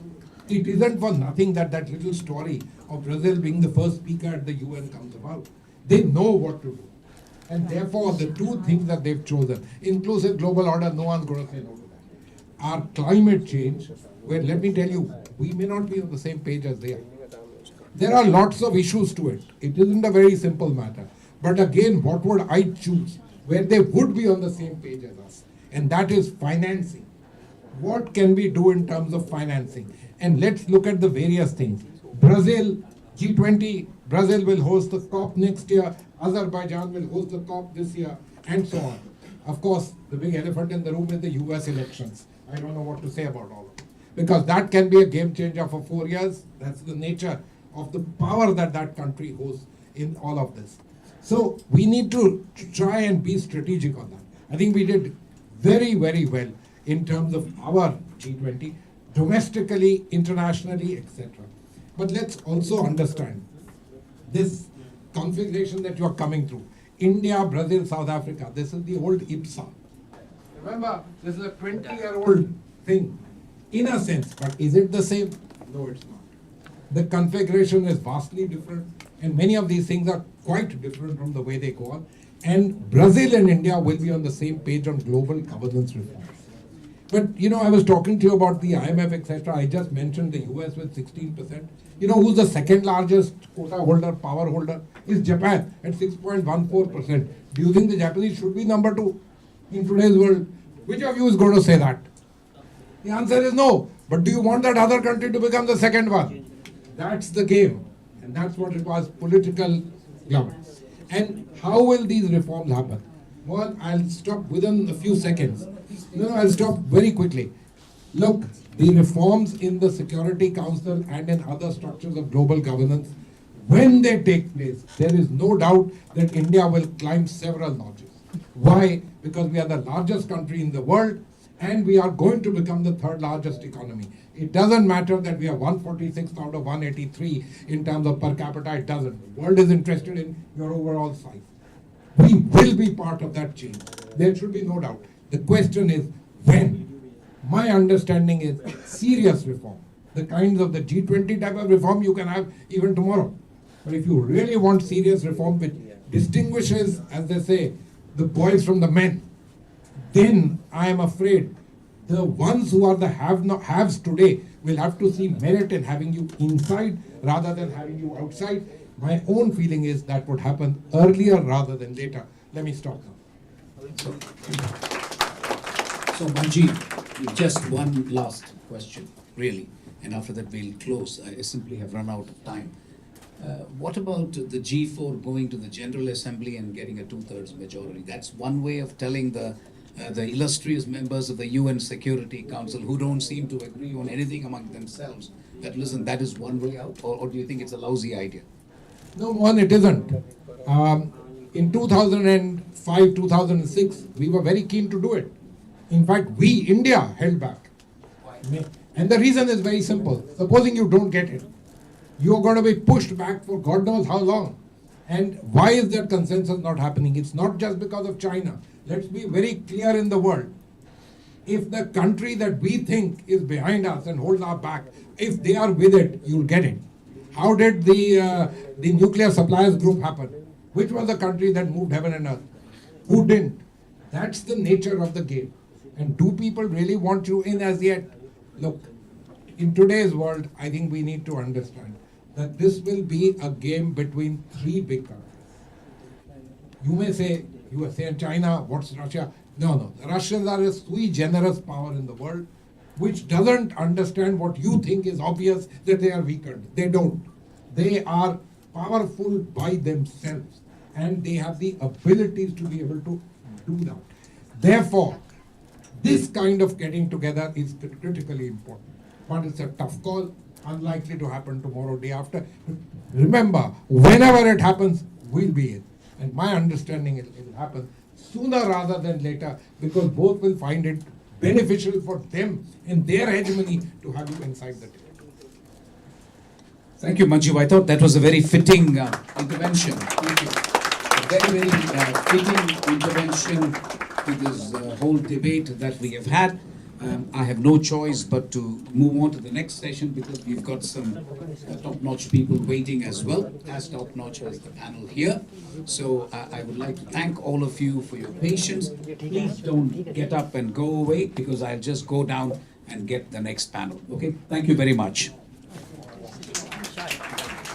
Thank you so much. We will be resuming the session in a couple of minutes. I request you all to be seated.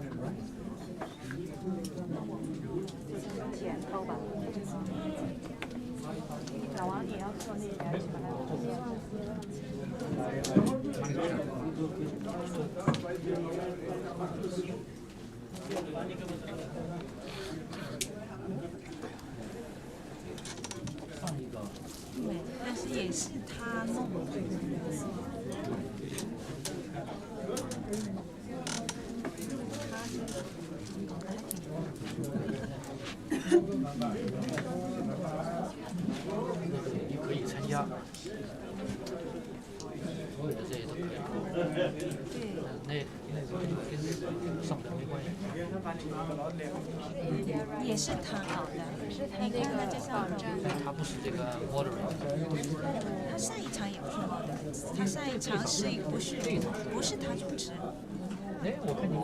李胜他也不是他主持，他因为自己的心说他不可能主持，对，他是那个属于坐在上头。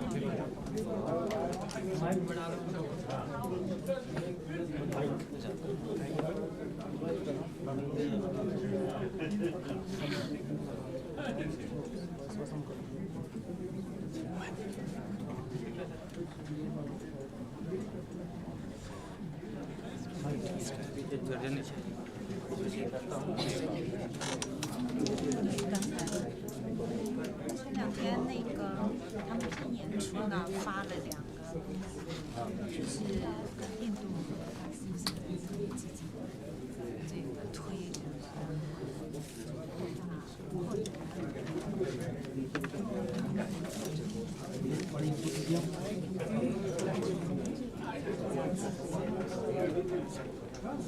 还有。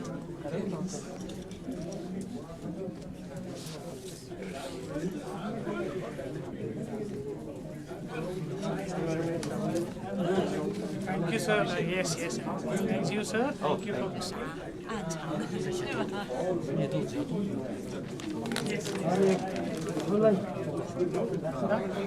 ？Thank you for coming. 2 of your pages are also here. So, I'll just see the things.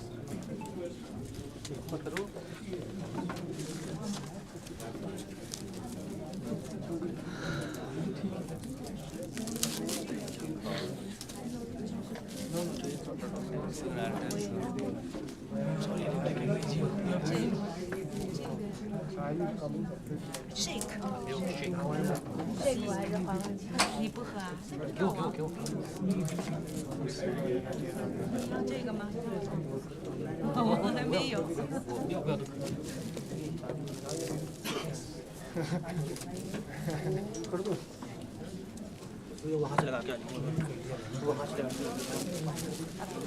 现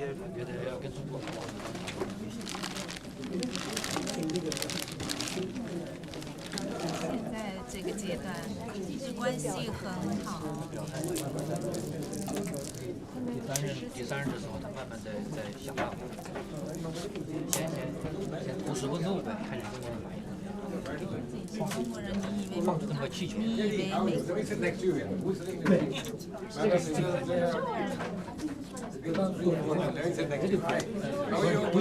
是啊。这都是他们作怪，中国人传给他们。对，会有同样不同。人家还是最大的会员国。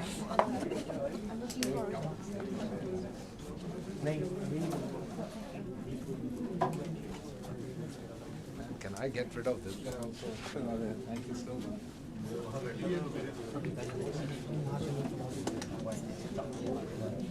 气球出来，是肯定问题。在这个交往过程中，到地图上，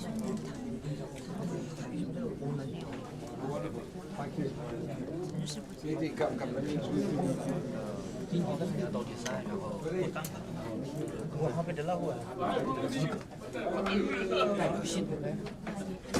那这个还是认可你的代表性。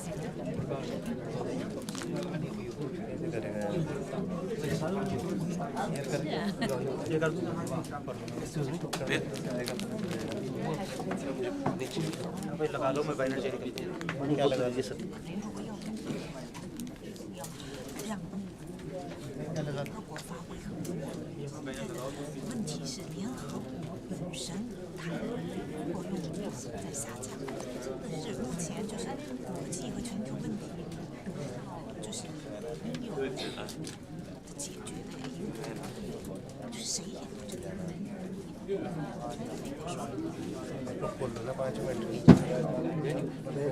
新加的这个你这个可以你有这个否决权，没有现在我的这么大的权利。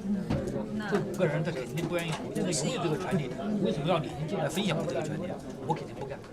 但是你可进来可以，但是你可能低一点，层次低一点。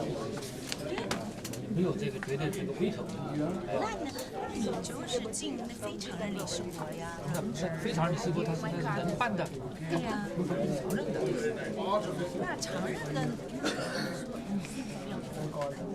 进来就是说一个口子绝对不能开，你开了先拱了说我不要有否决权，但是过了几年他可能就要正否决权，他已经进来了，他要正否决权，你能不让他？对吧？那时候就更难了。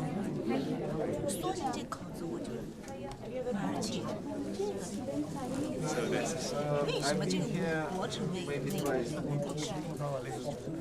在这之后，他是按他的那个贡献的这个份额来定的。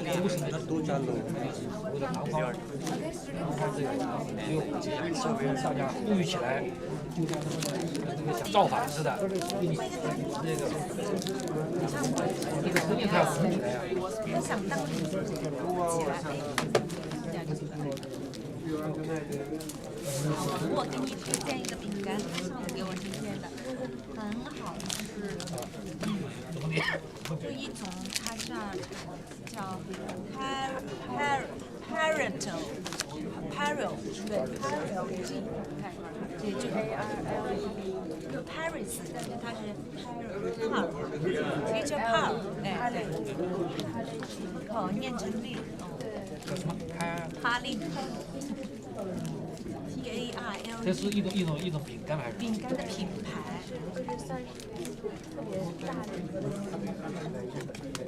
很好吃，奶油味儿挺香的，然后呢又不是很甜，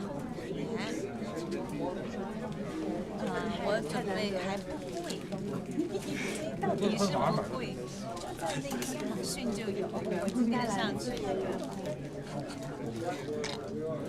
大家都有，是吧？哇，奶站就有。और extra line के अंदर से mute कर दो है देखो option से अंदर से म्यूट करने का ऑप्शन 对对，我反正吃了觉得很好，करो चालू 就是对，包装上有一个小孩的脑袋。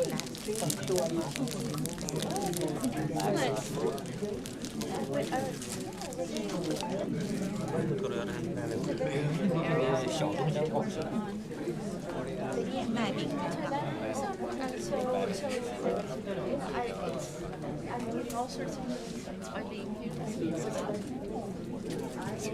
没有放什么添加剂啊，面糊呢也在后面给弄的太。挺好吃的哦，燕麦。许立新就爱吃这个。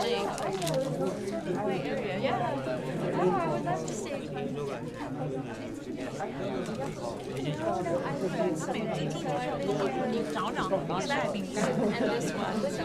对，对。And then it's back to you.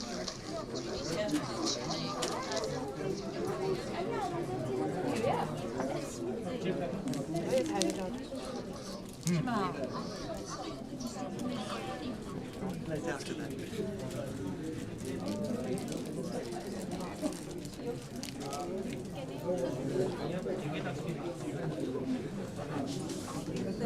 书都在那儿可以。对，他肯定给嘉宾每一人一本书，一人一那个。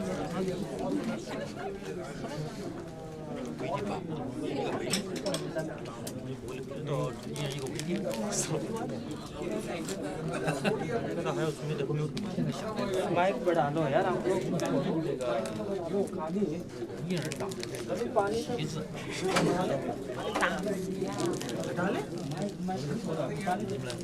当一个作为一个选举期间，我们好像啥都不遇到了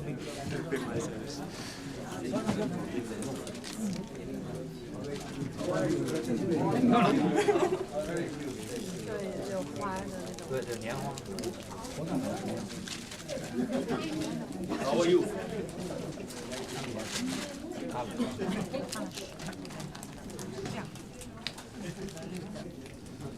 应该是。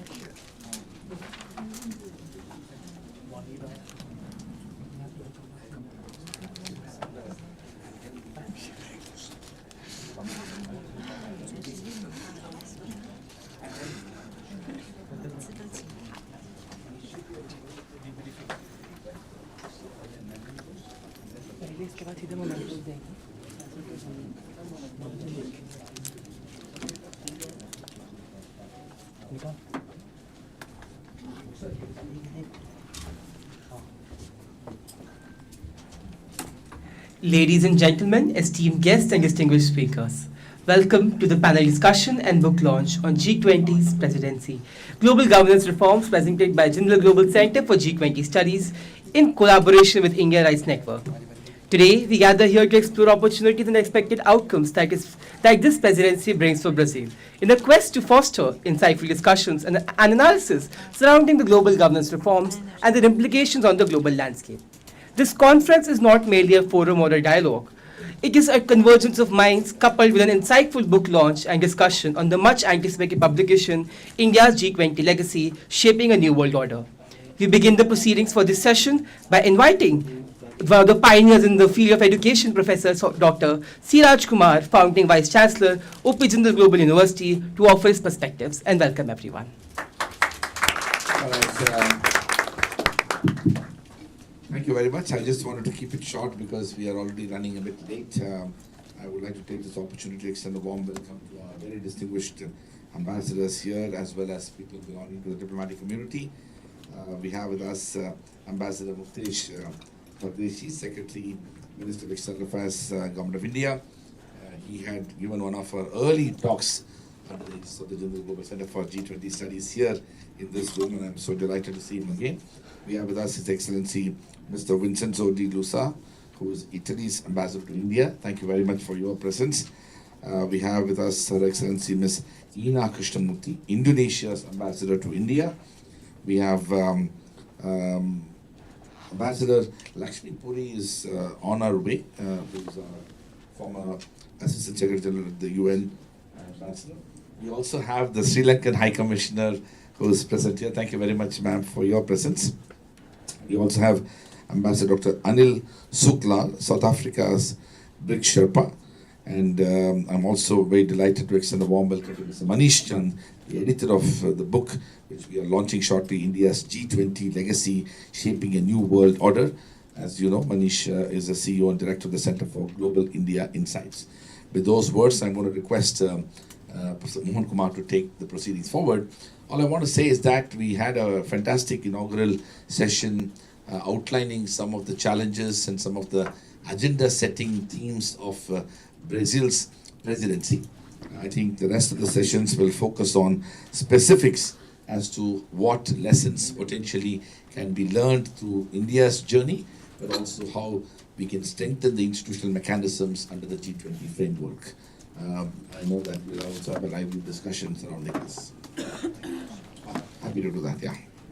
I would now like to request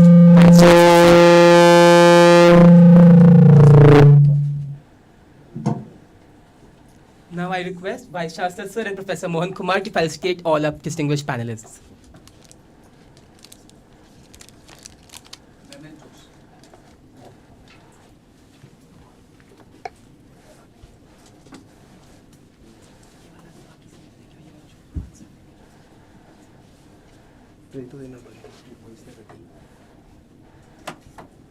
उनको छोड़ दीजिए, she has not come yet. बाकी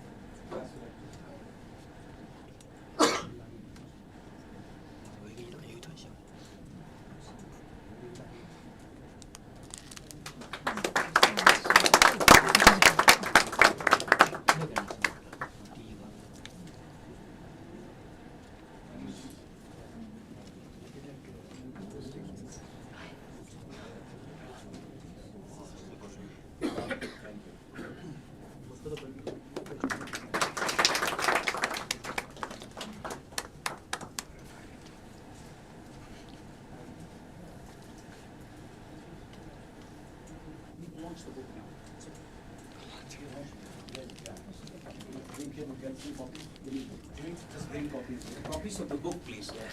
I am now delighted to announce the launch of the book, India's G20 Legacy, Shaping a New World Order by Mr. Manish Chand. I would like to introduce Mr. Manish Chand to all of you. Mr. Manish Chand is a seasoned journalist and foreign policy analyst. As founder and CEO of India Rights Network and the CEO director of the Center for Global Insights, a leading think tank dedicated to navigating India's global engagements. He is a leading voice in international affairs. His notable works include Journeys Across Continents, A New India on the Global Stage. His expertise in India-Africa relations is evident in titles like The 2 Billion Dream Celebrating India-Africa Friendship.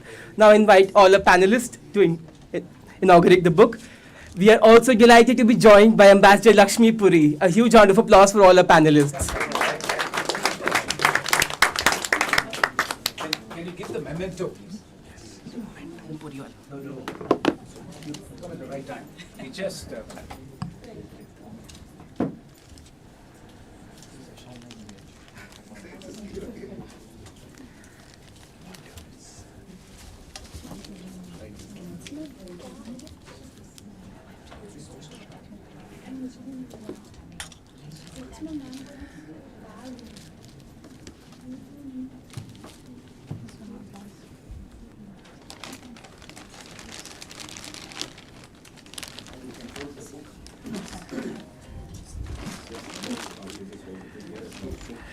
This marks the official launch of the book. I would request all of you to raise a huge round of applause for this launch. This book is a much anticipated piece of literature that everyone has been looking forward to.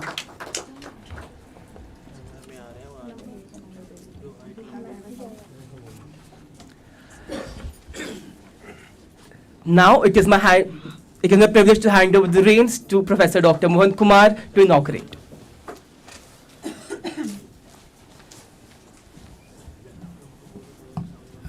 Let me allow some time to Ambassador Lakshmi Puri so that she can regain her breath.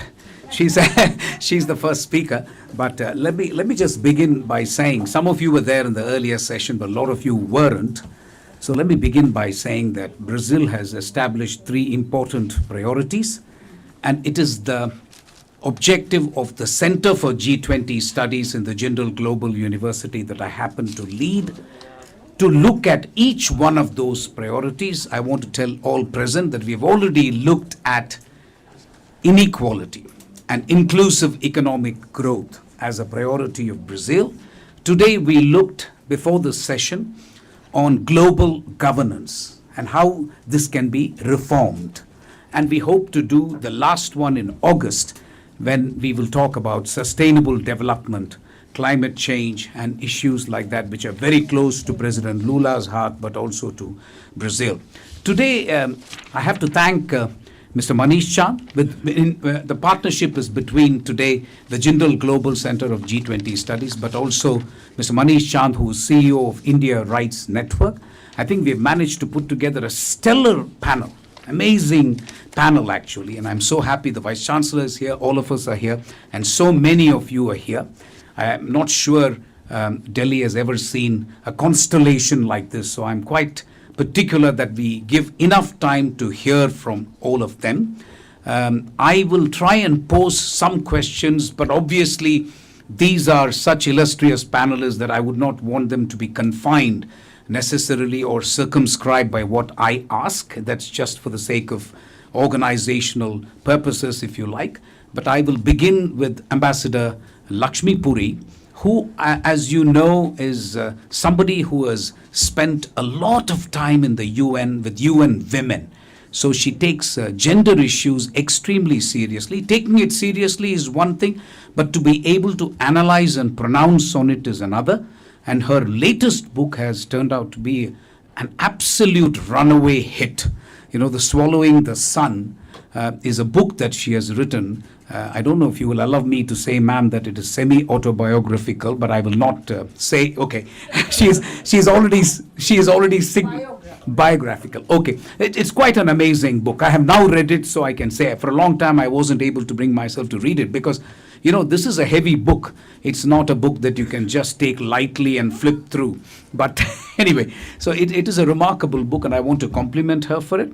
But I will request her to speak to 2 issues, which is gender, which is very close to her heart, but also multilateralism, because she was Assistant Secretary General in the UN, and not to mention other assignments that she has had in the Indian Foreign Service before joining the UN. So she has a profound understanding of multilateral frameworks as they exist today. My provocative question to you, ma'am, to the extent you allow me to ask you that question, is this going to be all talk?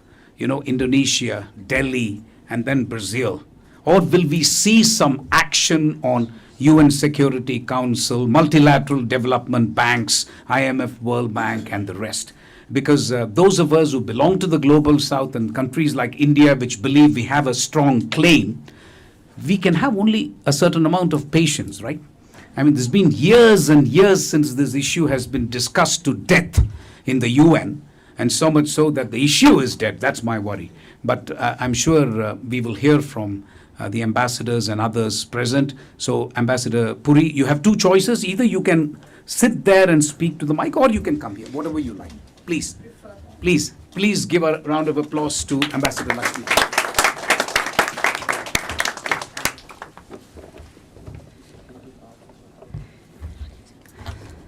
I'm honored to be here, and also I've been honored to be part of this really historic presidency of G20,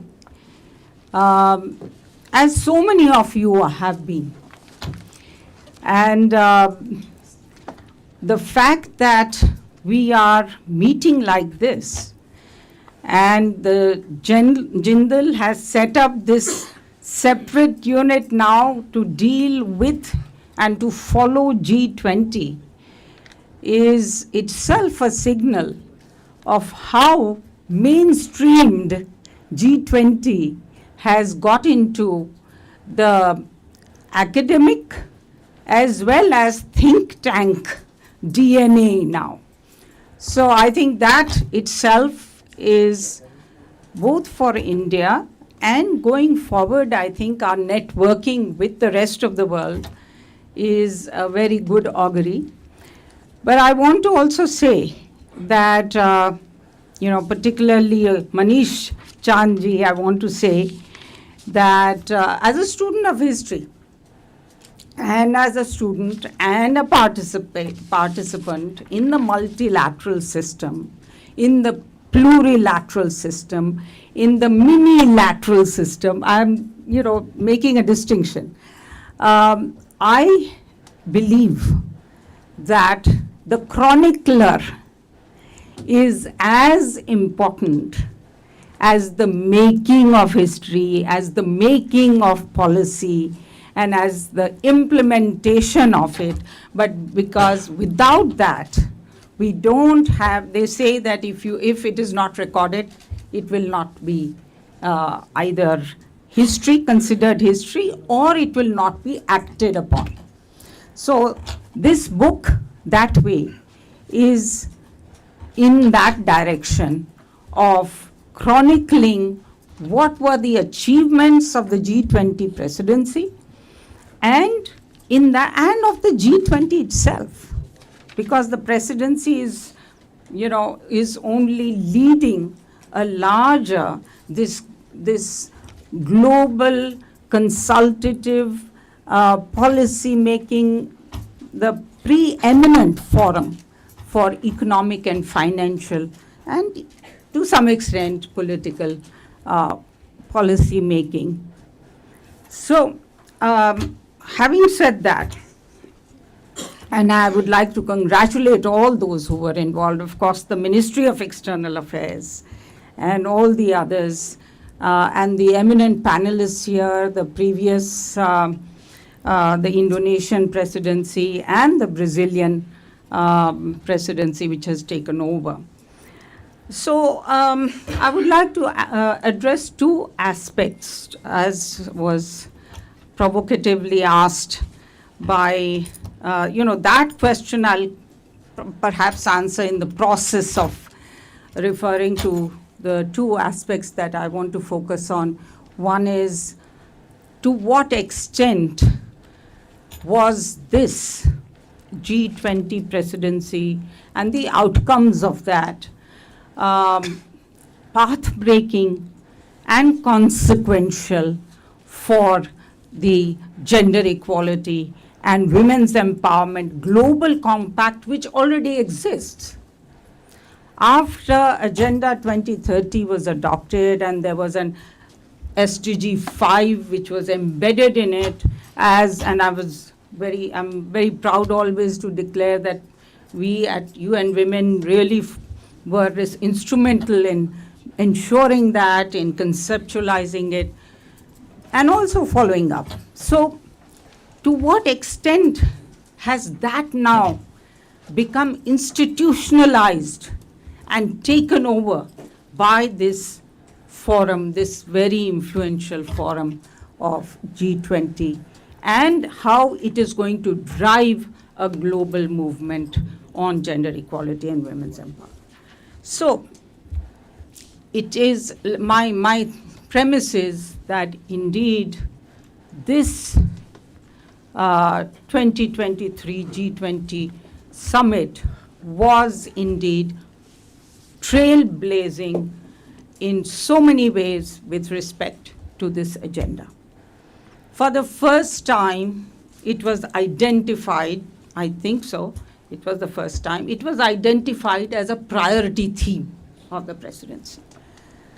It was mainstreamed into the processes and outcomes of this conference.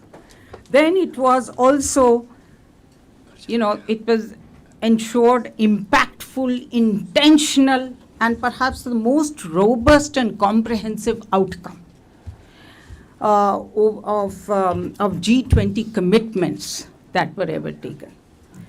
So I always, in the book, you will see the article, but I have drawn an analogy to the Chandrayaan-3 landing on the moon and the Shiv Shakti point. And I talk about the 6 Shiv, but Shakti points, leaving out the Shiva for now. The Shakti points, the Nari Shakti points, the touchdown points of the G20 summit. And these are, first of all, that in the first, it's the consecration of the concept which has been pioneered by Prime Minister Modi and India of women-led development, which involves the full, and it has been spelt out in the G20 outcome as enhancing women's full, effective, meaningful, and equal participation as decision makers in all spheres of society, across all sectors, and at all levels of the economy. And then, second, there was never seen before what is called Jan Bhagidari, the participation of women actors from the grassroots to top policymakers in this whole process. So, People's G20, but this was also Women's G20 in such a participative Jan Andolan way. And then the third aspect is, and it rarely happens, by the way, because I have been with the W20, I was part of the launching of the W20 in Ankara, Turkey, and I've seen that the recommendations of the W20, they take one line or something like that, but in this case, the recommendations of the W20 and the Ministers of Women's Empowerment recommendations were taken almost wholesale into, Muktesh, please correct me if I'm wrong, but I understand that it was almost, very much substantively taken into the New Delhi Leaders' Declaration. Again, something unprecedented. Also, it will go down in history as the most comprehensive and elaborate commitment to women's socio-economic rights and their empowerment. And, it's 2.5 pages. It's included driving gender-responsive climate action, securing women's food security, nutrition, well-being, and ending violence and bias. So the whole range of issues dealing with gender equality are addressed and committed to. Fifth, it set a new target on reducing the gender digital divide by half. And then, of course, reiterated and expressed the affirmation that we have to reach the earlier target of reducing the gender divide, the gender labor force participation divide, as had been said, by 25% by 2025. And sixth, as someone associated, as I said, with the launching of the W20, I'm very happy that a major leap in mainstreaming the institutional mainstreaming of gender was taken with the creation of the working group on women's empowerment, because that means it will have its own work stream within G20. It will also mean that there can be this working group can be the engine for mainstreaming the other working groups of the substantive working groups of the G20. and also it will be an instrument for follow-up and implementation and monitoring of the outcomes. And there are many outcomes. Every G20 summit, I mean, I have prepared a whole list of outcomes in the different G20 summits. You know, they come out with outcomes on gender equality and women's empowerment. But we need to have a follow-up machine that, holds to account, so to say, the leaders, from one summit to another, how much progress have you made? So, Mohan, to your question, are these just words? No, because we have now an institutional mechanism for follow-up and monitoring and holding to account. So this is as far as the gender equality agenda is concerned. There are other aspects, but I would also like to highlight the two other aspects that are important. One is that the private sector Empower initiative that comes from before, from Indonesia, and before that, I think Saudi Arabia.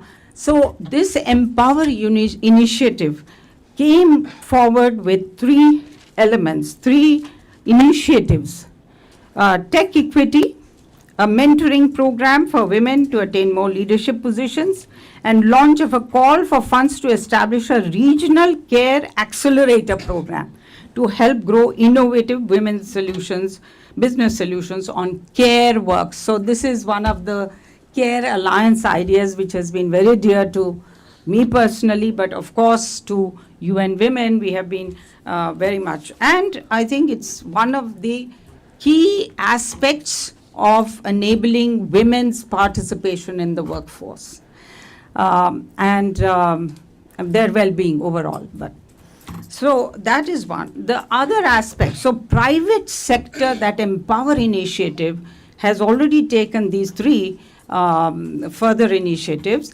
and we need to continue this public-private partnership on and programs, specific programs to give feet and hands to the policies that are represented here. And lastly, the G20, and that's another answer to your question, Mohan, that we need to put the member states, not only G20, but the world, needs to put money where their pledges are.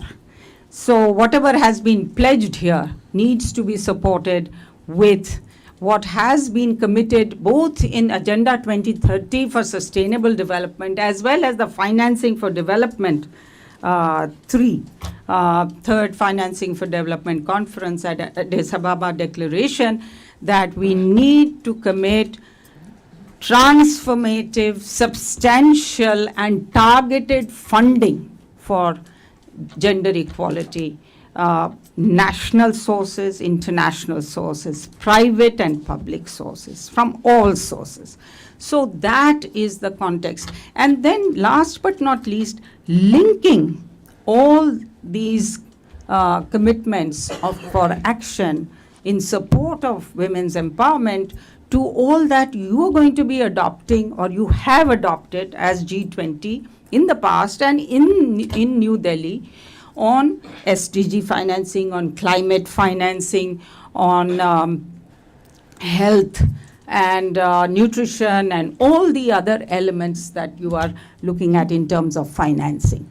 So that is, to me, the package that came out. It was indeed trailblazing, it was impact making, and it needs to be, of course, it cannot stand alone. It will, just as we took over from Indonesia many elements of this women's empowerment agenda as India, but we need to take it forward, and Brazil is very much committed to this agenda, so I'm sure they too will take this forward and into something that really will enable us to claim that we made a difference on this agenda in the world.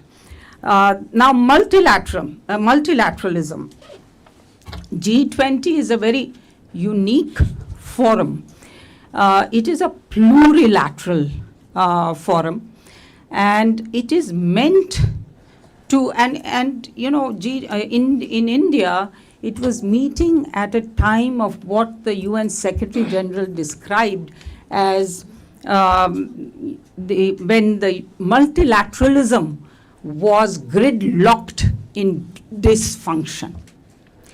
And one of the ways in which G20 has been trying to, or there are two ways in which G20 has been trying to break that gridlock and to reform and to support, you know, the better functioning of multilateral system, to make it fit for purpose, is to itself take on some elements of policy making, to set directions, to establish principles and standards and templates, and to make and establish targets in so many of these areas. I mean, it's this whole, I don't know, 83, it's 112 outcomes of this, and then 83, how many, 83 paragraphs?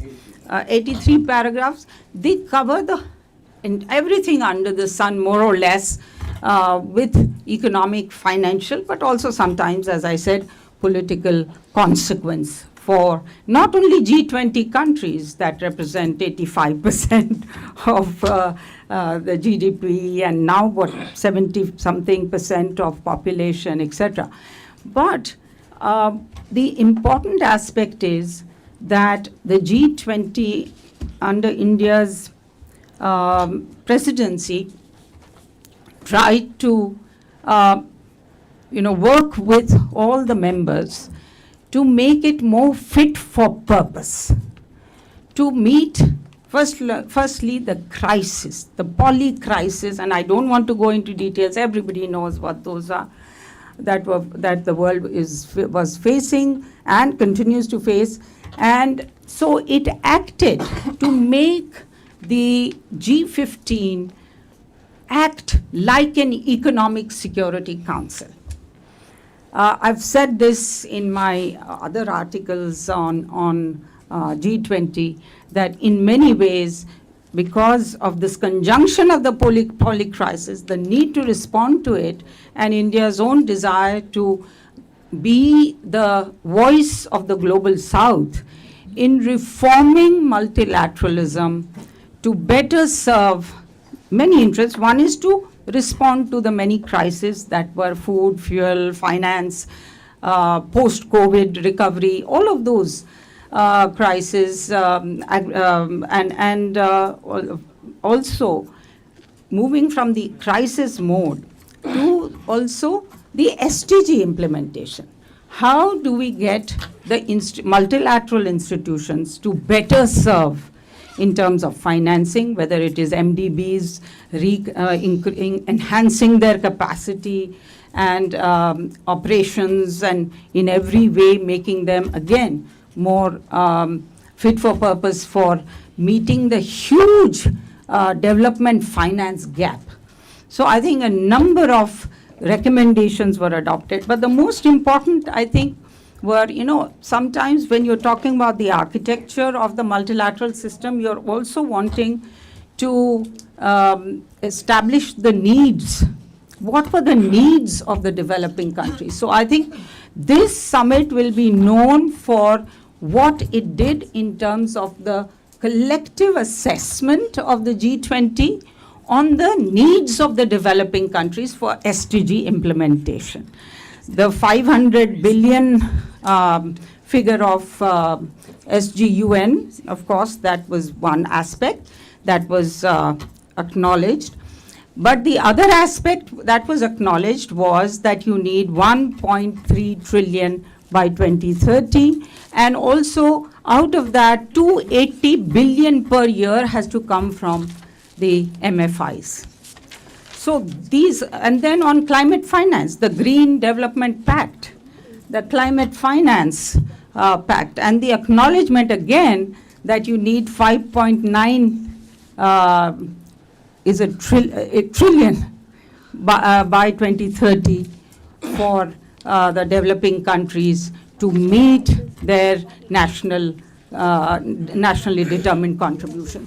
So all of these, I think, were really important to pin down, also on technology, climate technology, finance. So it is therefore important that here there was an acknowledgement that this is what is needed, and now the system has to gear up to provide it, whether it is the North, the South, and the multilateral institutions.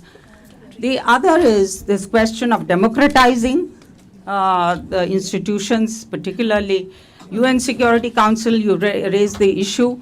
I think the very acknowledgement of resolution 75-1 meant that, G20 agreed that this should be brought to the front burner, and it is being pursued in the context of the Summit for the Future. And I think just yesterday, India made a statement, very strong statement, as a follow-up to the G20 consultations, and also pointed out that just as African Union's admission into G20 has made G20 more representative, more inclusive, more effective, it's the same way we need to have an expansion. And I think we have been pressing, the G4 also has been pressing for the inclusion, for the intergovernmental negotiations in UNGA, the group, to actually undertake negotiations to provide input for what is called the Compact for the Future that is being negotiated.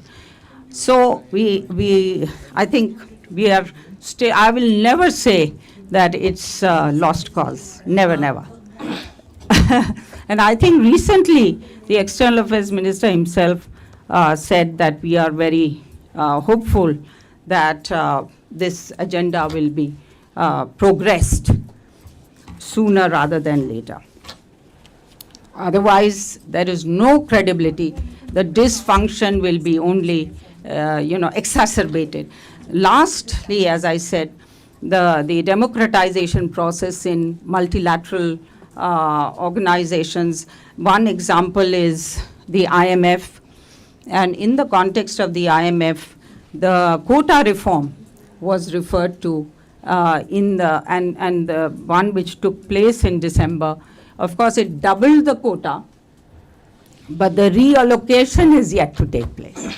So there are follow-up actions by Brazil in the next G20. That agenda will have to be pushed so that there is a fairer distribution of and reallocation of quotas within the IMF. So there are many issues, but I thought I'll just touch upon some key aspects. But on the whole, again, I think the New Delhi summit gave a strong push for the reform and rebooting of multilateral institutions. But again, these are directions, these are targets, these are principles and standards, and then I must not forget WHO and Pandemic Preparedness Treaty. I think they also gave a push to that. So all of those elements will have to be taken forward. Thank you.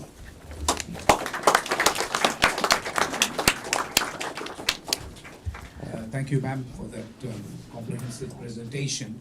I think the last part of it is the main takeaway, which is that these are important directions and these are important, shall we say, guidance mechanisms. But as you rightly pointed out, parties, especially G20 countries, need to come up with the money.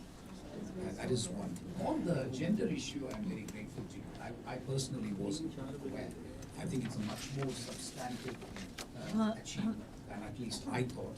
And again, that is something that we should push and take forward. So thank you so much for highlighting those two issues.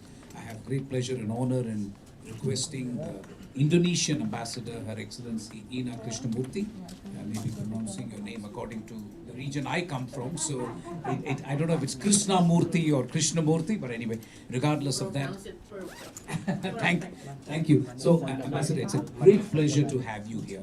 My provocative question to you is, do you believe Indonesia can have reasons to be happy that the priorities set during your presidency have not been lost sight of and are being carried forward by India and now by Brazil?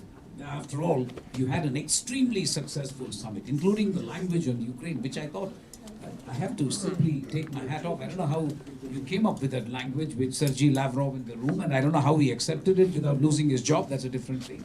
So anyway, but it was quite an amazing achievement. But if you can briefly focus on how Indonesia sees this, because you can afford to sit back a little now.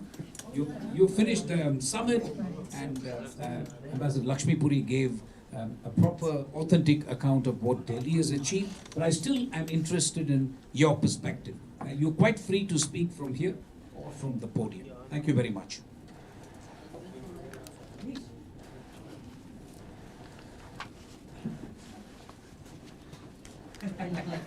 Do I need a stopwatch or something? No. Okay. A timer or something? Okay. Good afternoon, everyone. You might, maybe some of you do not know me, and then once wondering, my last name is Krishnamurthy, but I don't look like an Indian. So, namaskar, good evening. First, of course, I would like to thank Mr. Manish Chan for convincing me to come and speak. Although I know for sure that some of you may be tired of seeing our faces. I keep telling Vincenzo that last year, you know, our schedule is only on G20 because we are Troika last year. And I would like to thank Jindal School of International Affairs for inviting me also. Humbly honored to be part of this distinguished expert panel. As we gather today, I just want to say this, and it is very important for Indonesia. As we gather today comfortably and safe from harm, more than 32,000 Palestinians have been killed in Gaza, and 2 million people are displaced, deprived of their rights to live in their own land. Let us unite the power of the Global South to advocate for peace, for dialogue, and for a world where no child must bear the burden of any conflict. The question of Professor or Ambassador Mohan Kumar is quite intriguing because I think we need to highlight, and because surely, not because Ambassador Muktes is here, he's my very close dear friend, but India's G20 presidency has left a historical footprint. You don't know how happy we were, when the G20 New Delhi Leaders Declaration was adopted. It was a feeling of not relief, but proud. I remember in early 2023, not a few people, many, questioned the future of G20 in serious way. However, amidst the cloud of pessimism, the G20 summit not only has shown the spirit of collaboration, but also concrete cooperation. The success of India G20 presidency provides hope, and hope that global collaboration do exist, that G20 can bridge divisions and find answers to many global challenges and more. In 22, the challenges is the pandemic. In 23, we face the issue of post-pandemic. But like I said, the success of G20 summit in India is actually about the hope of post-pandemic.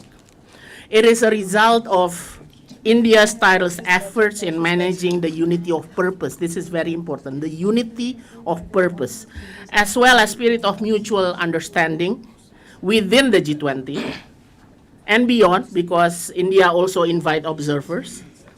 This was not only about leadership.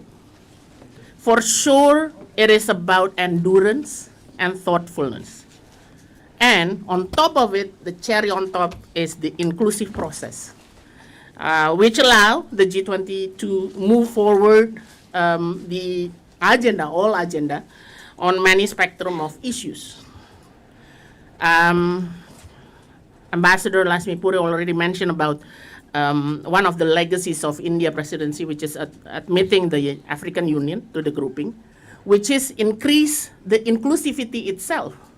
Where I remember if Ambassador Mohan said about the continuity, this is the continuity, because we are not excluding anyone from the table of negotiation. Same like even India elevate by inviting the African Union. And on top of it, this is what we admire, India's initiative on the Voice of the Global South Summit. That is also push forward the vision and mission for inclusivity in voicing developing countries' concern and realizing their rights to development. So let me now jump on your question on Indonesia's part. So the World Bank has pointed out that there has been a significant shift in wealth from North Atlantic to the Asia Pacific and African region. It is projected also that in 2030, 3 out of 4 largest economies will be from developing nations. I want to make a point of concrete.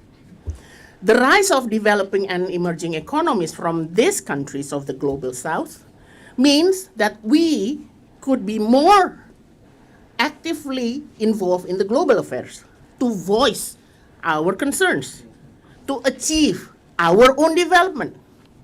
And for Indonesia, this is very important, and Indonesia and India continue on proving this, that leadership in the global south should not only be about power or about influence to dictate others. And we have shown the world how to lead this group. So leadership should also be about listening to others, building bridges, respecting international laws, and put all nations equally. So in that regard, we welcome the recent trend about developing countries helping each other. And to celebrate this trend, especially India is the champion of the South-South cooperation. Indonesia wants to find more innovative tools. Ambassador Lasmi Puri mentioned about resources. We want to find more innovative tools and means to help each other among and between emerging economies. So in June this year, Indonesia will hold the Emerging Development Partners Meeting. So by inviting developing countries that have played significant role as what we call emerging development partners. This is another way of finding resources of financing for development. So that is why we need to work together, Indonesia and India, to collaborate in concrete way for advancing developing countries' interests through this event. I want to make a point, some of the point, hopefully I'm in the margin of 8 minutes. First, I want to quote you, Professor Mohan Kumar, who said in the beginning, the global governance is still not fully inclusive. Our foreign minister in UNGA said, the fate of the world cannot be defined by the mighty few. So we can do this. We need a peaceful, stable, prosperous world as a collective rights and responsibility of all countries, big and small, north and south, developed and developing. And we believe that developing countries is still underrepresented in many important international organizations. So this has proved to bring significant challenges for developing countries to be able to advance their interests. Second, if we talk about multilateralism, and we talk about multilateralism during G20 Indonesia also, Ambassador Laxmi Puri already mentioned about gridlock. Indonesia believe, and then India and Indonesia during our presidencies in G20 proved that we need to build trust. Because trust is commonly considered a foundation of multilateralism. The underrepresentation, together with the eroding trust, and exacerbated with the intensity of political fragmentation, makes our life in developing country world more difficult. And as such, multilateralism also having challenges in delivering tangible results. So we believe that multilateralism needs to be inclusive and equitable, as mentioned by Professor Mohan Kumar. So that is why we want to make the example of 43rd ASEAN Summit under Indonesia chairmanship, G20 Summit under India's presidency, as a great example that Global South countries have proven that we can navigate difficult situations and bridge differences. That's the continuity in our view, and I think moving forward, we need to learn from the pandemic. The pandemic have taught us the hard way that the global crisis cannot be resolved if we work alone. So collaboration and solidarity are needed to overcome them. And as our president mentioned in the Voice of Global South Summit 2.0, our president said, the solidarity has always been the basis of Global South cooperation with the Bandung spirit. Thank you so much. 8.5 minutes. Madam Ambassador, I cannot thank you enough. Thank you very much. I thought the points that you made were absolutely relevant, and we will come back to you for additional clarifications on inclusive and equitable multilateral global governance. But let me request the Italian ambassador with two questions again. One, how does Italy see all this? Now, I dare say, and don't take this the wrong way, people have now forgotten that Italy has also had a G20 meeting. You know, so many meetings have happened after. That's one of the problems of G20. Ambassador Rajiv Bhatia is here, and he keeps talking about this. You know, the memory keeps eroding, and then we have. So that's one. The second is that you're going to have a G7 summit, and I want you to explore a little bit, if you can, the relationship between G7 and G20. In particular, I want to ask you whether G7 will be looking at taking common positions for the Rio summit, whenever the meeting happens in Italy. Ambassador, the mic is yours. Yes, thank you so much. I want to thank you, Manish, and also Ambassador Puri, my colleague Ina. We had so many occasions, and also Secretary from the Ministry of External Affairs, everybody, and of course, dear Kumar. Yes, maybe we forget previous presidency because so many things happen every year. We were coming out from COVID when first the war in Ukraine, now the war in Middle East. Actually, G20 has always been marked by crisis. Actually, it started with the crisis, Lehman Brothers crisis, no? So G20 sort of toolbox should be a more effective toolbox to deal with crisis and conflict. But this is now the interest of all the countries from all over the world.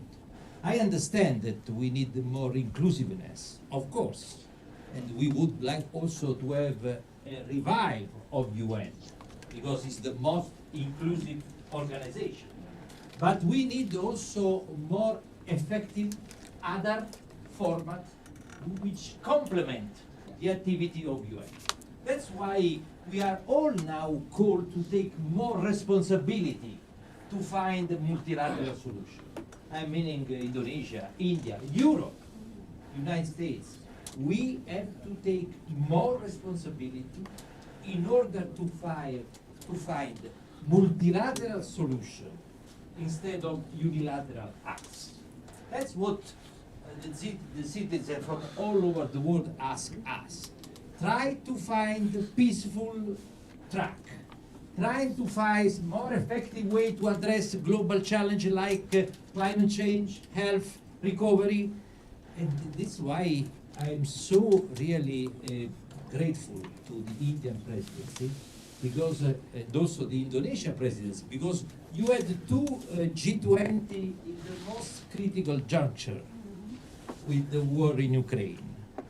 And we have seen, everybody have realized, that there is no regional conflict that has not consequence on global order and global economy. This is another lesson learned. Now another even more dangerous conflict in Middle East.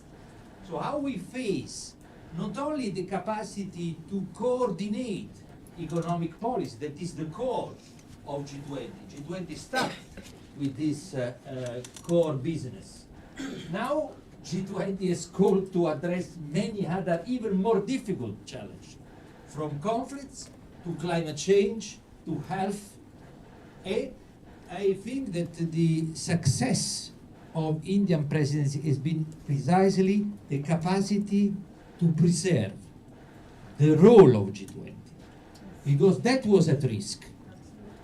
Not only during the, I repeat, the G20 Indian presidency, but also in the Indonesian presidency. So now we have to find ways to elaborate on the capacity of G20 to survive, to try to find a new role and new missions in the coming months and coming years. That's my first consideration. Of course, we contribute a lot as the Italian government to G20, also because we were president in 21, and some of the deliverable of the Indian presidency, we discussed already in Rome. For example, finance for climate change, finance for health. There are new dimensions that have been introduced by the Indian presidency, like digitalization for development, and also the dimension of addressing the consumption pattern in the climate change fight, lifetime. It's also another important deliverable that I hope will be continued in the coming Brazilian presidency and before. As far as the interaction between G7 and G20, Italian presidents want to emphasize the outreach dimension this year of G7. Because after G20 in India, Global South and Africa has been at the center of the stage. And also in our G7, Africa and Global South will be integral part of the agenda, of the discussion, and hopefully of the delivery. So this is my first response to how we can promote interaction between G7 and G20. Because at the end, what I said in my first remark, we need more multilateral solution, more bridge than conflict, and also more responsibility. For example, I hope that India, China, other important players can contribute to the Swiss conference, find some solution for the war in Ukraine, a fair peace for Ukraine. So there are some inevitable commitment and responsibility that all the most important players, and certainly all the members of G20, have to understand. Thank you. Thank you. Thank you, Ambassador. That was, I think, quite a succinct presentation of the challenges, but also your own viewpoints on how this can be taken forward. Muktesh, if I may, you're of course Secretary Ambassador Muktesh Pardeshi, but Muktesh, I don't want to put you on the spot because you're a serving official unlike the others who are present on the desk. But there is one thing on which I'm curious, and I want only a factual response, not to make you wade into controversy. As a member of Troika, is it the case that you keep giving them views which are even unsolicited? Or do the Brazilians keep asking views from the Troika? How does this work in the G20 dynamic? Just a factual thing. You don't even have to use the example of Brazil. I'm sure that there must be a particular pattern to this. India must have done the same, other countries must have. But what is the G20 user manual exactly? What is the user manual for a Troika? I'd love to hear from you, but of course any other issue that you find fit.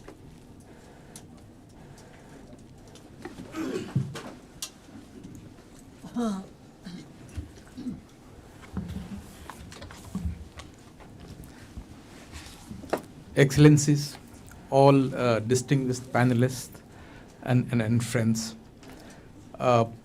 First of all, let me compliment Jindal University for taking this initiative to organize this forum, also to take the initiative to establish a center to talk about G20 studies. So huge compliments to Jindal University. I'm also here to extend my compliments to Shri Manish Chand for documenting the evolution and delivery of India's G20 presidency.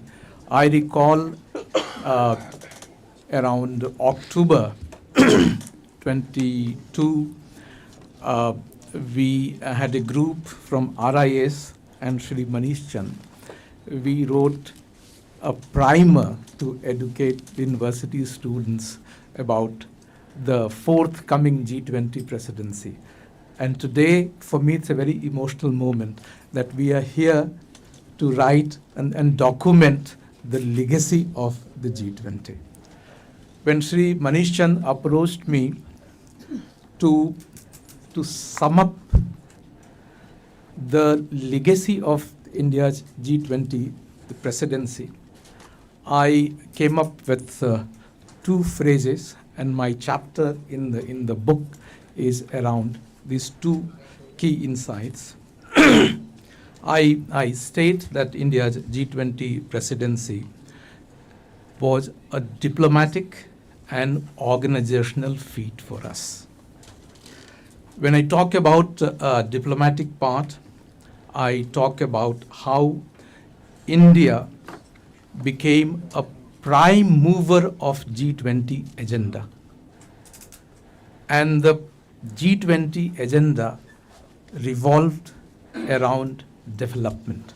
So how India shaped the narrative and the discussions within the G20 presidency. So India becomes a prime mover of G20 diplomacy.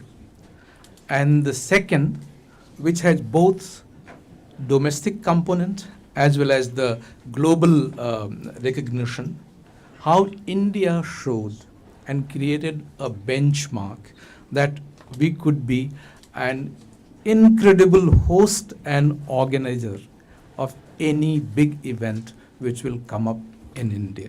So friends, when we are talking about a Vikasit Bharat, a developed country, India by 2047, I can tell you there'll always be mention of G20 in that.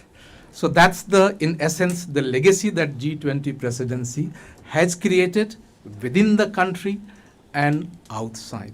There has been a wholesome recognition of India's these two essential legacy points, how we could conduct the presidency in the diplomatic sense, and secondly, how as an organizer we can put together a big event. In my chapter, I talk about, and many times the students have approached me to narrate how, as an insider, take on elements of our success. And I have summarized, drawing inspiration from our logo, which has 7 petals. How there were 7 petals in India's G20 approach. and the first one, I spoke. I speak in the chapter about a very visionary approach, inclusiveness, and this inclusiveness. Now that the G20 presidency is over, it exemplified at two levels. First was, how do we make our G20 presidency by making it inclusive? Themes which were inclusive, the representation focus on Africa and countries from the developing world, that exemplified our inclusive approach.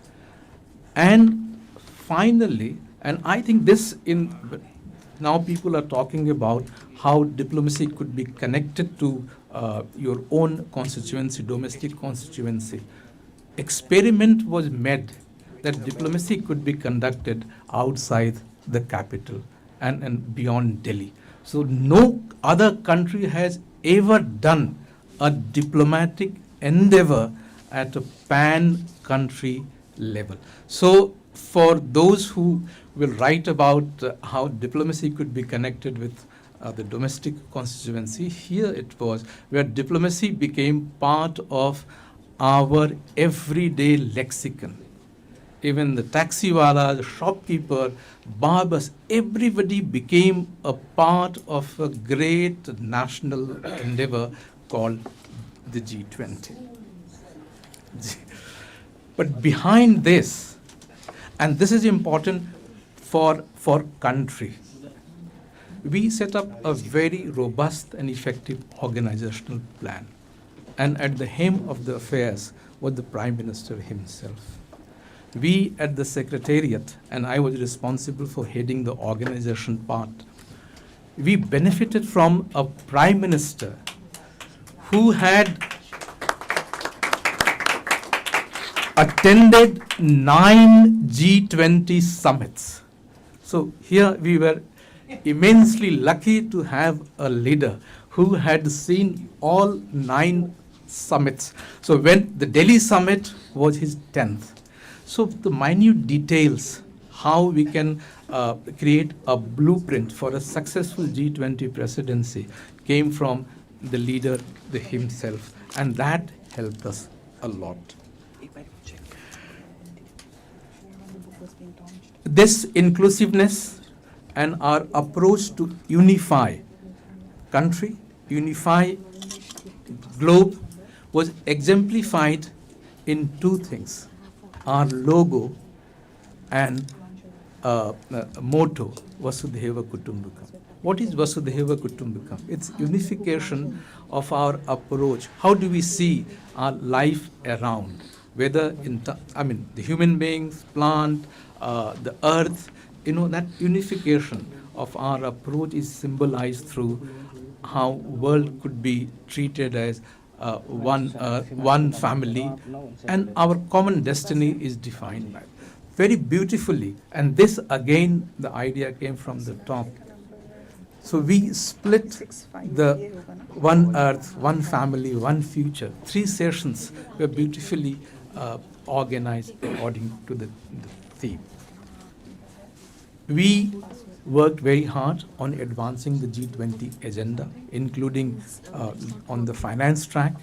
On socio-economic fronts, there were clear-cut advancement and their decisiveness to include themes like digital transformation or women-led development, as Ambassador Puri spoke about. There was a focus on younger generation, especially the business people, in shape of startup initiative on disaster risk reduction. These were the contributions of the presidency.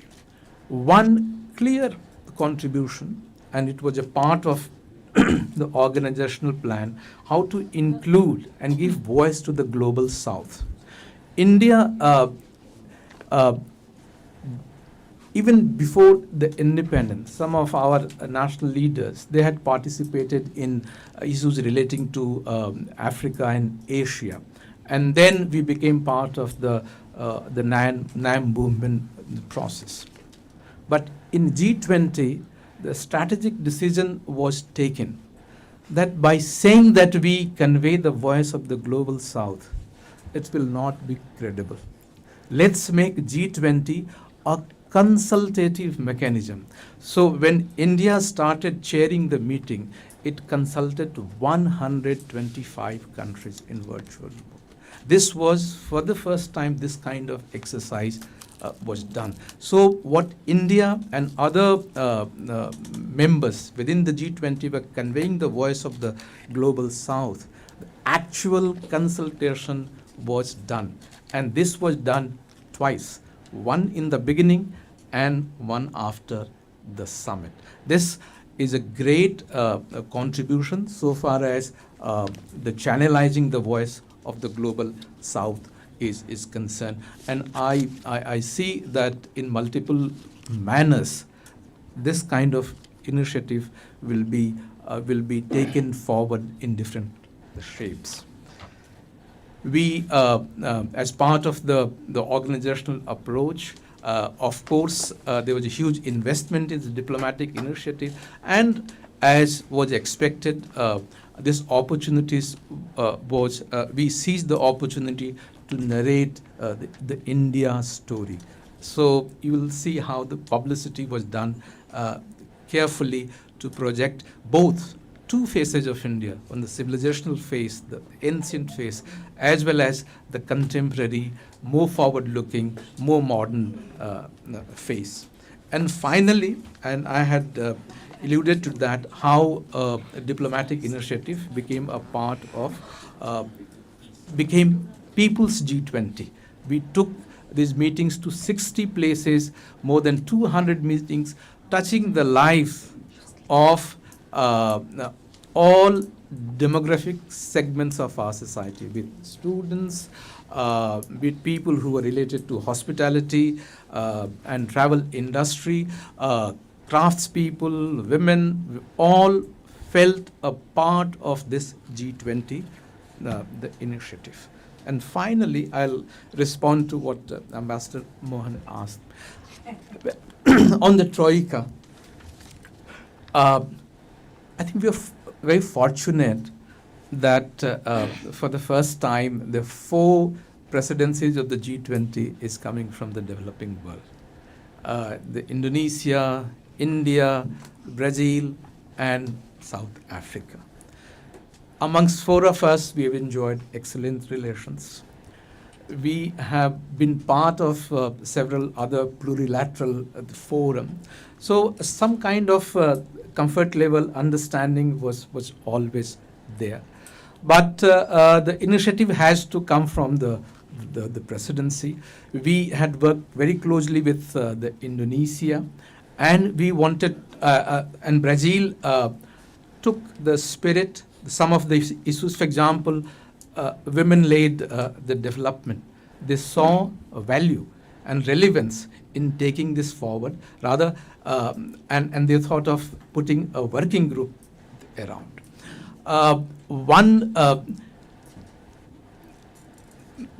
But more than substantive issues, we also help each other in terms of organizational input. I have been very forthcoming. I received a delegation from Brazil, led by, at the request of the Sherpa. The whole logistic team came here. They spent 2 days in Delhi. I was able to put together my group and shared our insights how to conduct a presidency like this. Of course, Brazil has organized the Olympics, etc. But hosting a diplomatic event has its own intricacies. When the South Africans knew that we had hosted Brazil, they also came to us. So we already had one round. They came here and we shared the insights how to organize it. So what I can share with you, Ambassador, is that not only we exchange note in terms of substantive themes, but we have also decided to help each other to understand how a G20 can be done by a developing. For that matter, I would like to thank Indonesian side. They invited us also to visit Jakarta and Bali and see how the G20, the presidency was being conducted. So we have benefited from each other, and I think the tradition should continue. Thank you very much. I'm once again very happy that Shri Manish Chand has brought out this publication documenting the legacy of the G20. I wish the publication a great success. Thank you, Ambassador Muktesh Pardesi. Without much ado, I'm going to request a South African very special person who's going to join us online. Manish Ji tells me that he's also the High Commissioner Designate of South Africa to India.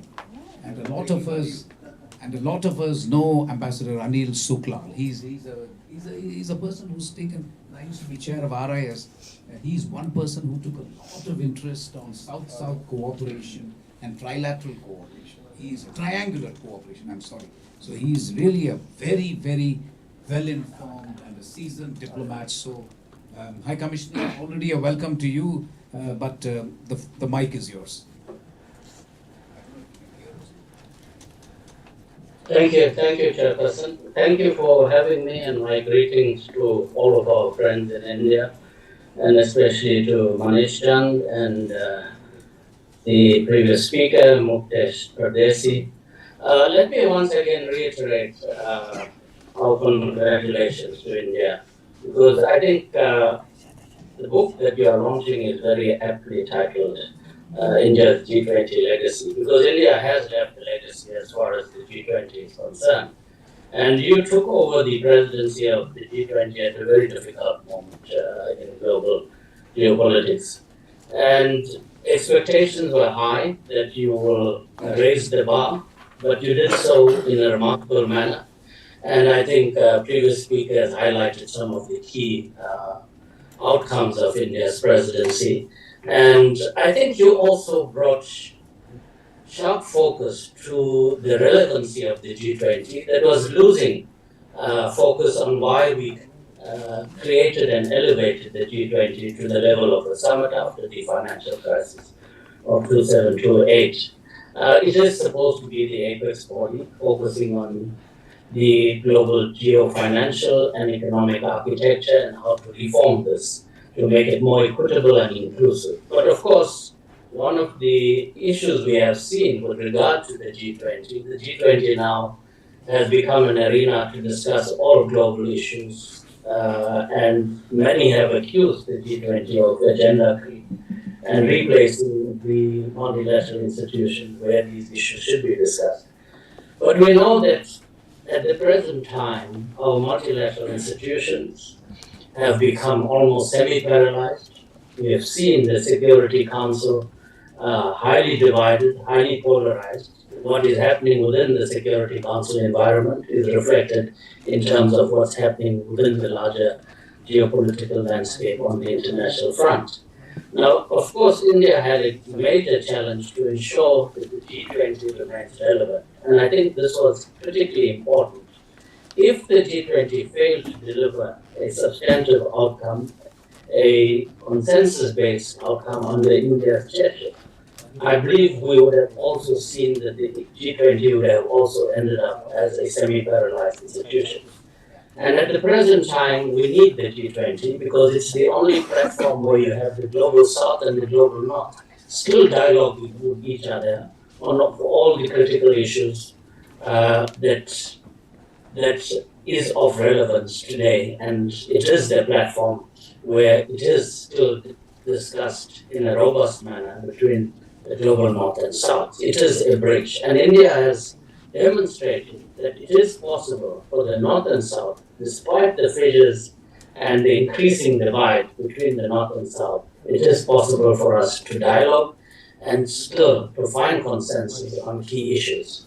Now, of course, Muktesh spoke about the global south and the voice of the global south.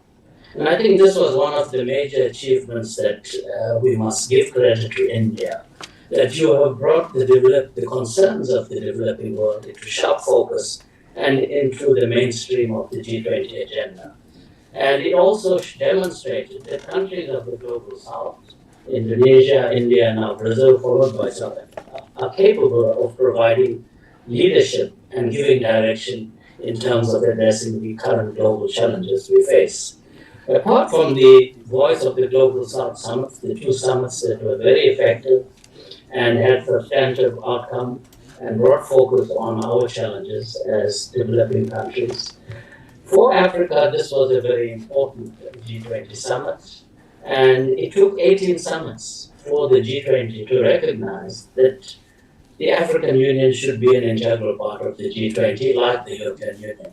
And again, it was through the efforts of Prime Minister Modi ji and the Indian presidency that eventually bore fruit. And this is a major development for Africa, a continent that continues to be marginalized, despite it being a major part of the international community, some 55 countries with a population of 1.4 billion. And I think India must be credited for the energy they put into this effort. And now that we have the African Union as an integral part of the G20, it does change the dynamics as far as Africa is concerned. And I think this is a legacy that we will take forward during the presidency of South Africa to ensure issues of Africa receive the necessary focus and attention within the G20. We've had some initiatives in the past under the previous presidencies. The German presidency released the Compact for Africa, but this has had limited gains for the African continent. And that's precisely because the African agenda must be shaped by Africans.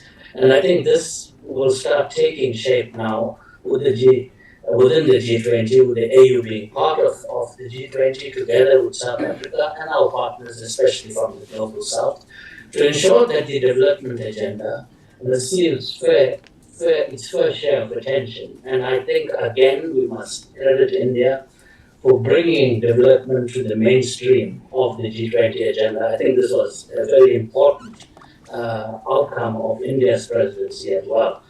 It can't be that issues of development are relegated just to the working group on development. It has to be part of the core work of the G20 because this is our main focus as developing countries.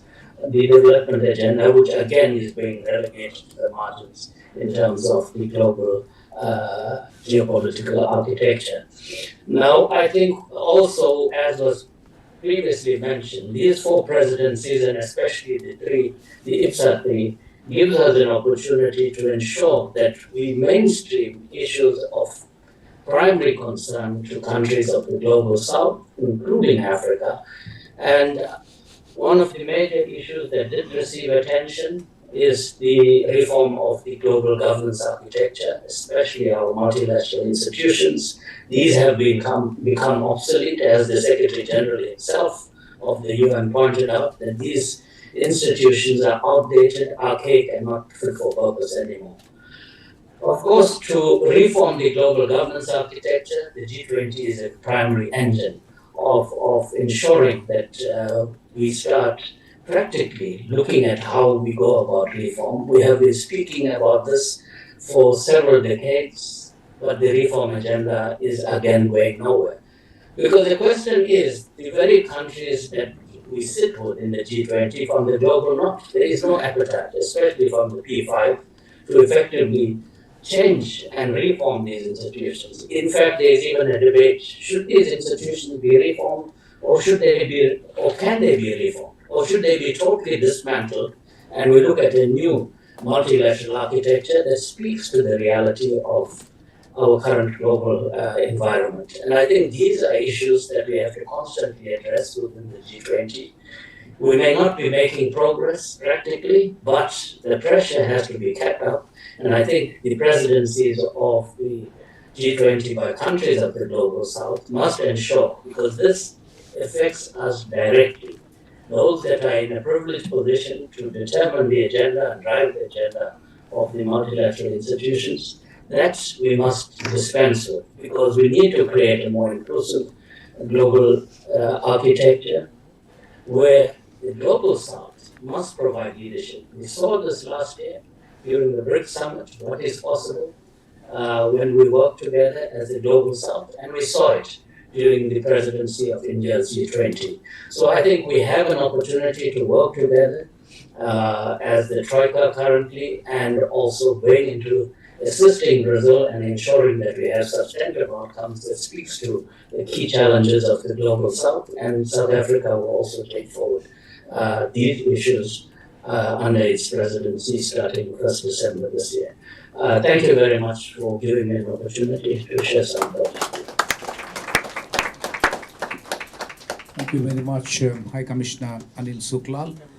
Look, I do want to throw it open to the floor, but before that, I want to request Mr. Manish Chand to say his piece. You have the floor, after which we will be able to state some questions, because we have quite an amazing audience. I can recognize many people, and it's only fair that I give you guys an opportunity to ask questions from this eminent panel.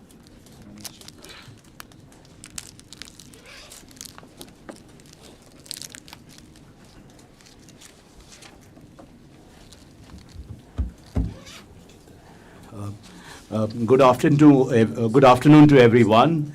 Thanks so much for coming out in large numbers.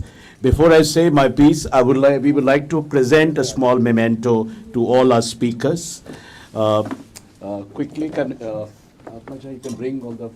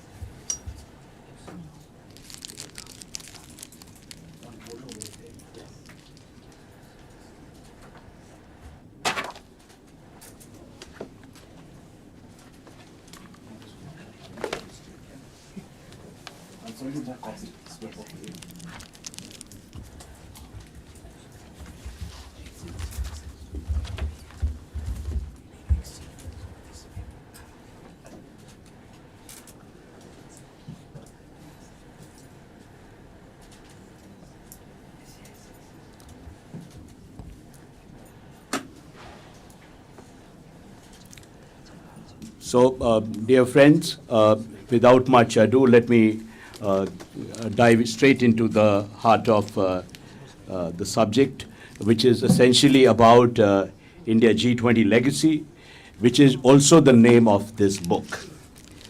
To begin with, I would like to thank Vice Chancellor Dr. Raj Kumar and Dr. Mohan Kumar for this great opportunity to partner with the Jindal School of International Affairs of JGU and Jindal Center for G20 Studies for this book discussion.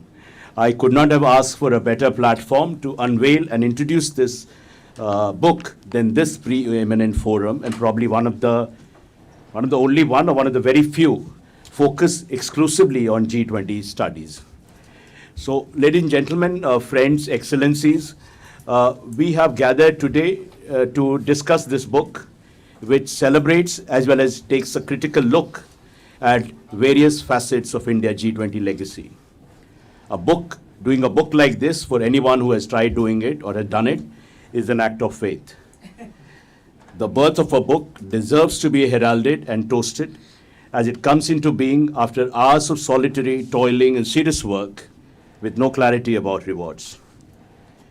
Personally, this book means a lot to me. It is a result of months of experiencing the G20 process firsthand under India's presidency and participating in conferences organized by various think tanks and institutions. To be very honest, I attended G20 summits in at least 10 countries, but till India's G20 presidency, I used to think this was a lot of jargon and a lot of critical mumbo jumbo, and I was wondering what it has to do with people. And till the way, not to say that Indonesia's presidency started it or where it goes, but I think the story of the last few presidencies is about bringing this elite forum closer to the people. So being an observer outside the official establishment helped me to take a more detached view. Ideas for this book emanated from various conferences and panel discussions we organized on India G20 presidency, in which some of the speakers, eminent speakers today who are here, also participated. The publication of this book also marks the 10th anniversary of my organization, a publishing media research group, which also manages a think tank, Center for Global India Insights, and the 7th anniversary of our magazine and journal, India and the World. This book, although I have edited and curated it, is a collective effort of some of our finest diplomats, practitioners, and experts.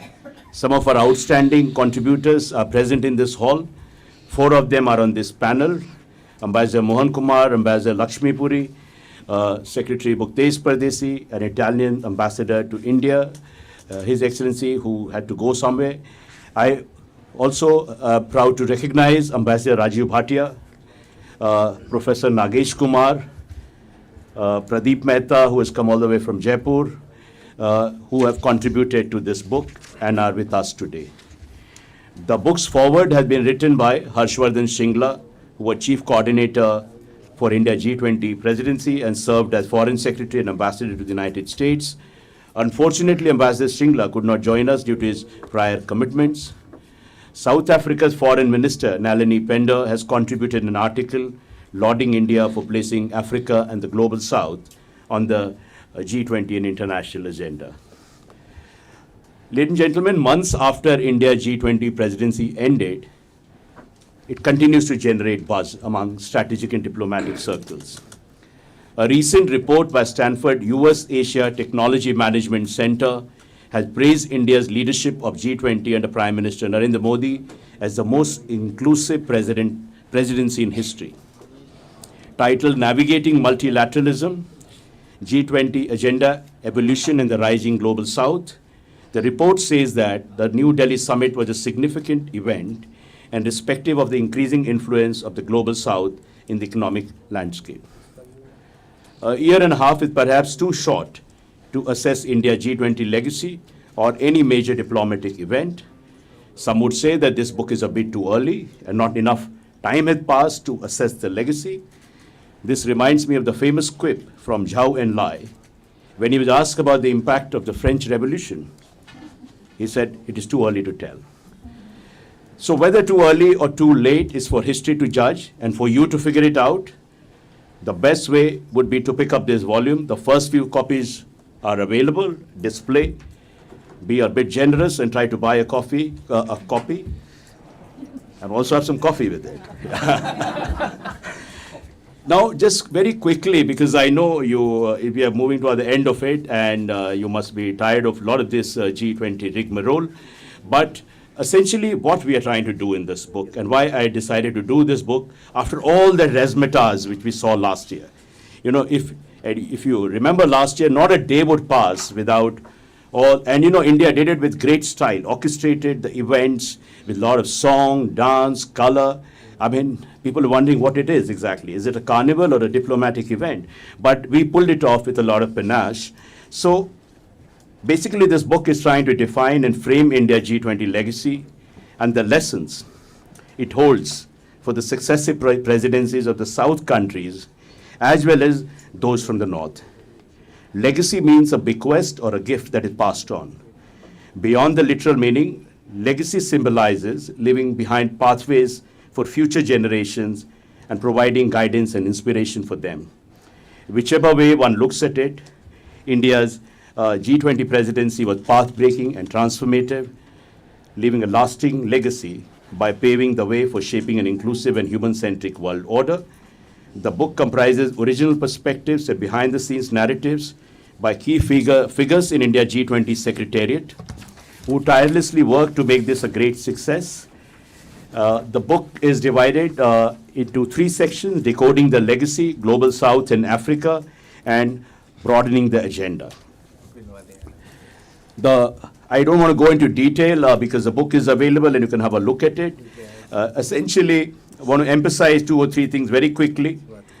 India G20 presidency has raised the bar for what innovative diplomacy can do to shape a world order that is more sensitive to the aspirations of developing countries and the poorest of the poor, what Prime Minister Narendra Modi described as leaving no one behind. And in this way, it links up with the preceding presidency of Indonesia and looks forward to the presidencies of Brazil and South Africa. To understand the importance of what India achieved, one is to go back only to a time, and not too far back in time, when India assumed the presidency in a badly fractured and divisive world marked by 4 Ps: polycrisis, paranoia, polarization, and perplexity. It was against this gloom and doom backdrop that India framed its G20 presidency around the Vedic ethos of Vasudhaiva Kutumbakam. So, friend, just to sum up, and I think Indonesian ambassador said it well, hope is our legacy. Infusing hope in a stressed and conflicted world can be considered the first strand of India's G20 legacy. Second, the formal inclusion of the African Union as a permanent member at the Delhi summit. PM Modi hugging AU chairperson, Comorian president, after inviting him to occupy a seat at the G20 high table, is one of the enduring and iconic images of the Delhi summit. We hope that, the G20 presidency, to sum up, sealed India's status as a rising global power and its capacity to build bridges between rival power centers. Looking ahead, India or Bharat's G20 presidency will be remembered for making the G20 a catalytic agent for people's empowerment and the creation of a human-centric and balanced world order. We hope that this volume will ignite debate and ideation on the future of the G20 and the prospects of a more inclusive G20. I invite all of you to read it and to reflect on it. It's a work in progress. I think we can come out with another volume, take in more feedback. And thanks so much once again to all of you for turning up. Thanks to all the good words spoken about me at this platform. I'm really overwhelmed. And I've dedicated this book to my father, and he will be very happy today. It's a small effort, but I'm a happy person today. And so people who care about multilateralism and the world and the rise of India. Thank you so much.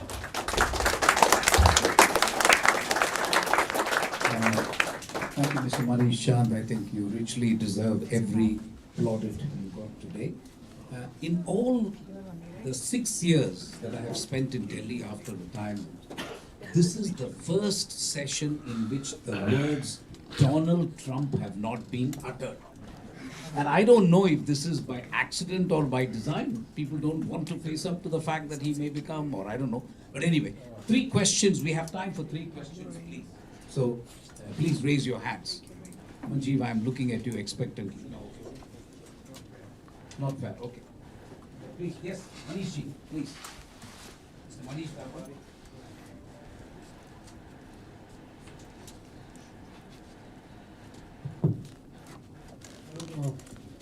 I'm Dr. Manish Dabade from JNU, so I teach diplomacy there. So, obviously, congratulations to the editor and all the contributors. Each of the chapters, I just happened to glance at it. In fact, that's a small, I wish there was a chapter on Modi.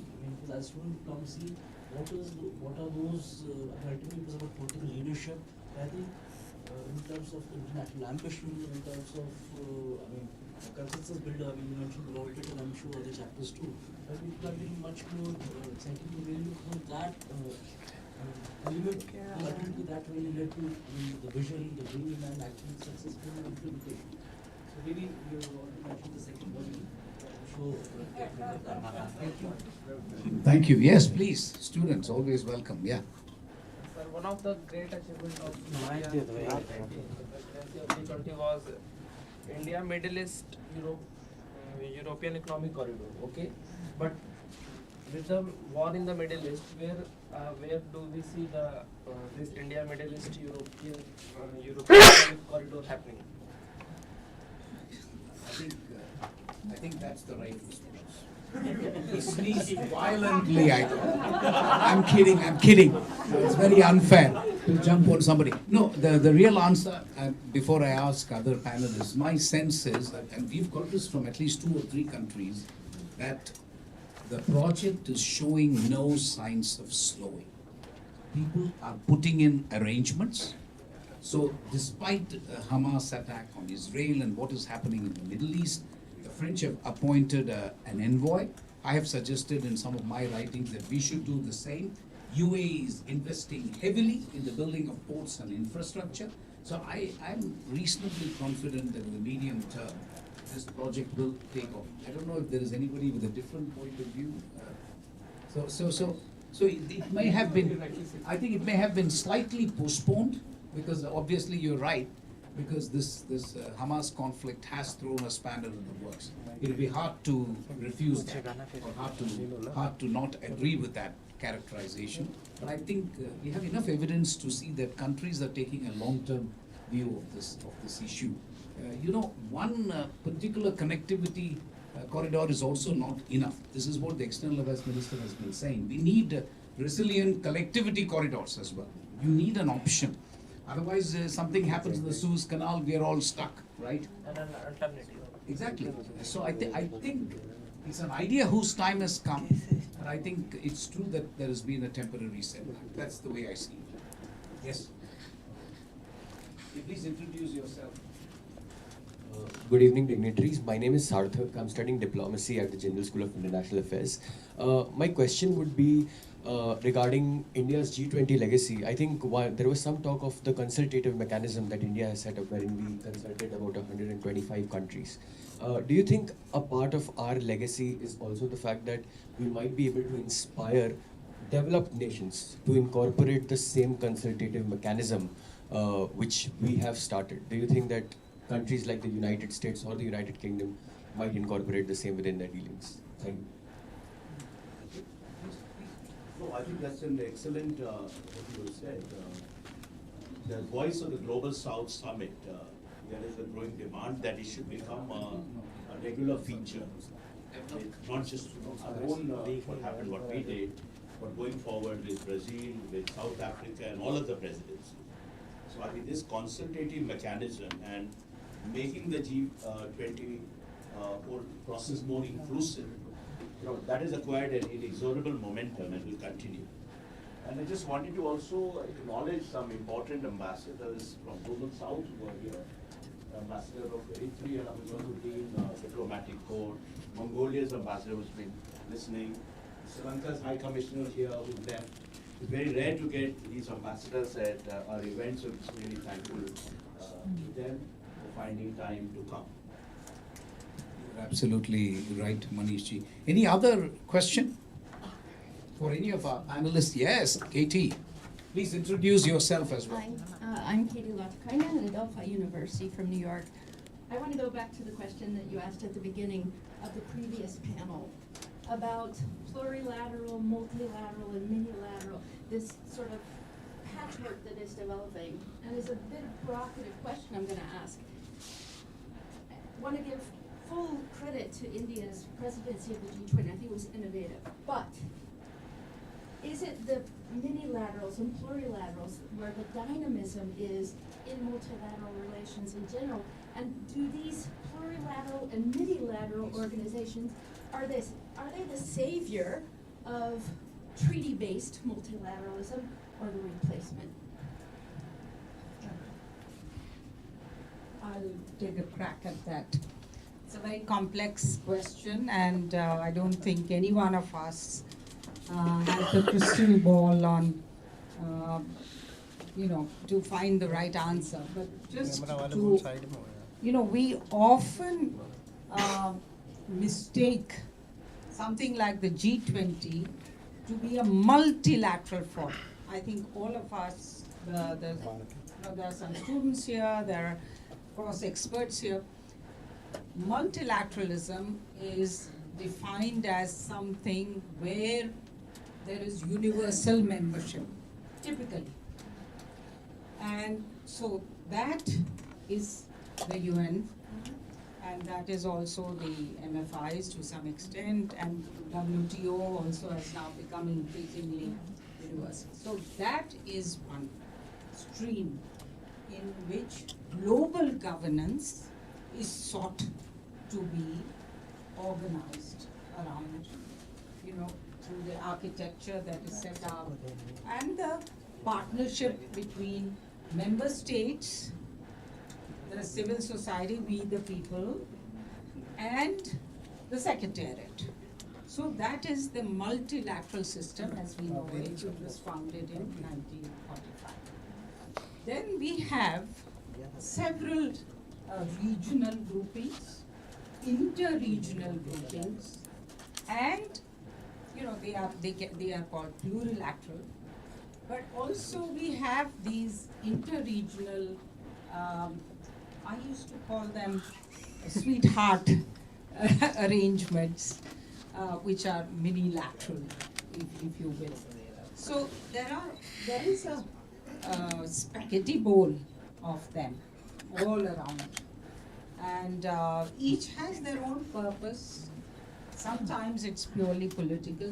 Sometimes, like in the case of this corridor, there is a very strong economic, logistic, or connectivity purpose, and so on, and strategic defense purpose. So there is, these are purpose. What are they? Special purpose vehicles, something like that. So they coexist, and yes. Now coming back to the G20, as I said earlier, G20 is a plurilateral grouping of the most powerful countries in the world, economically so certainly, and in other ways, and also most representative in terms of the population, the economic and trade clout, all of that.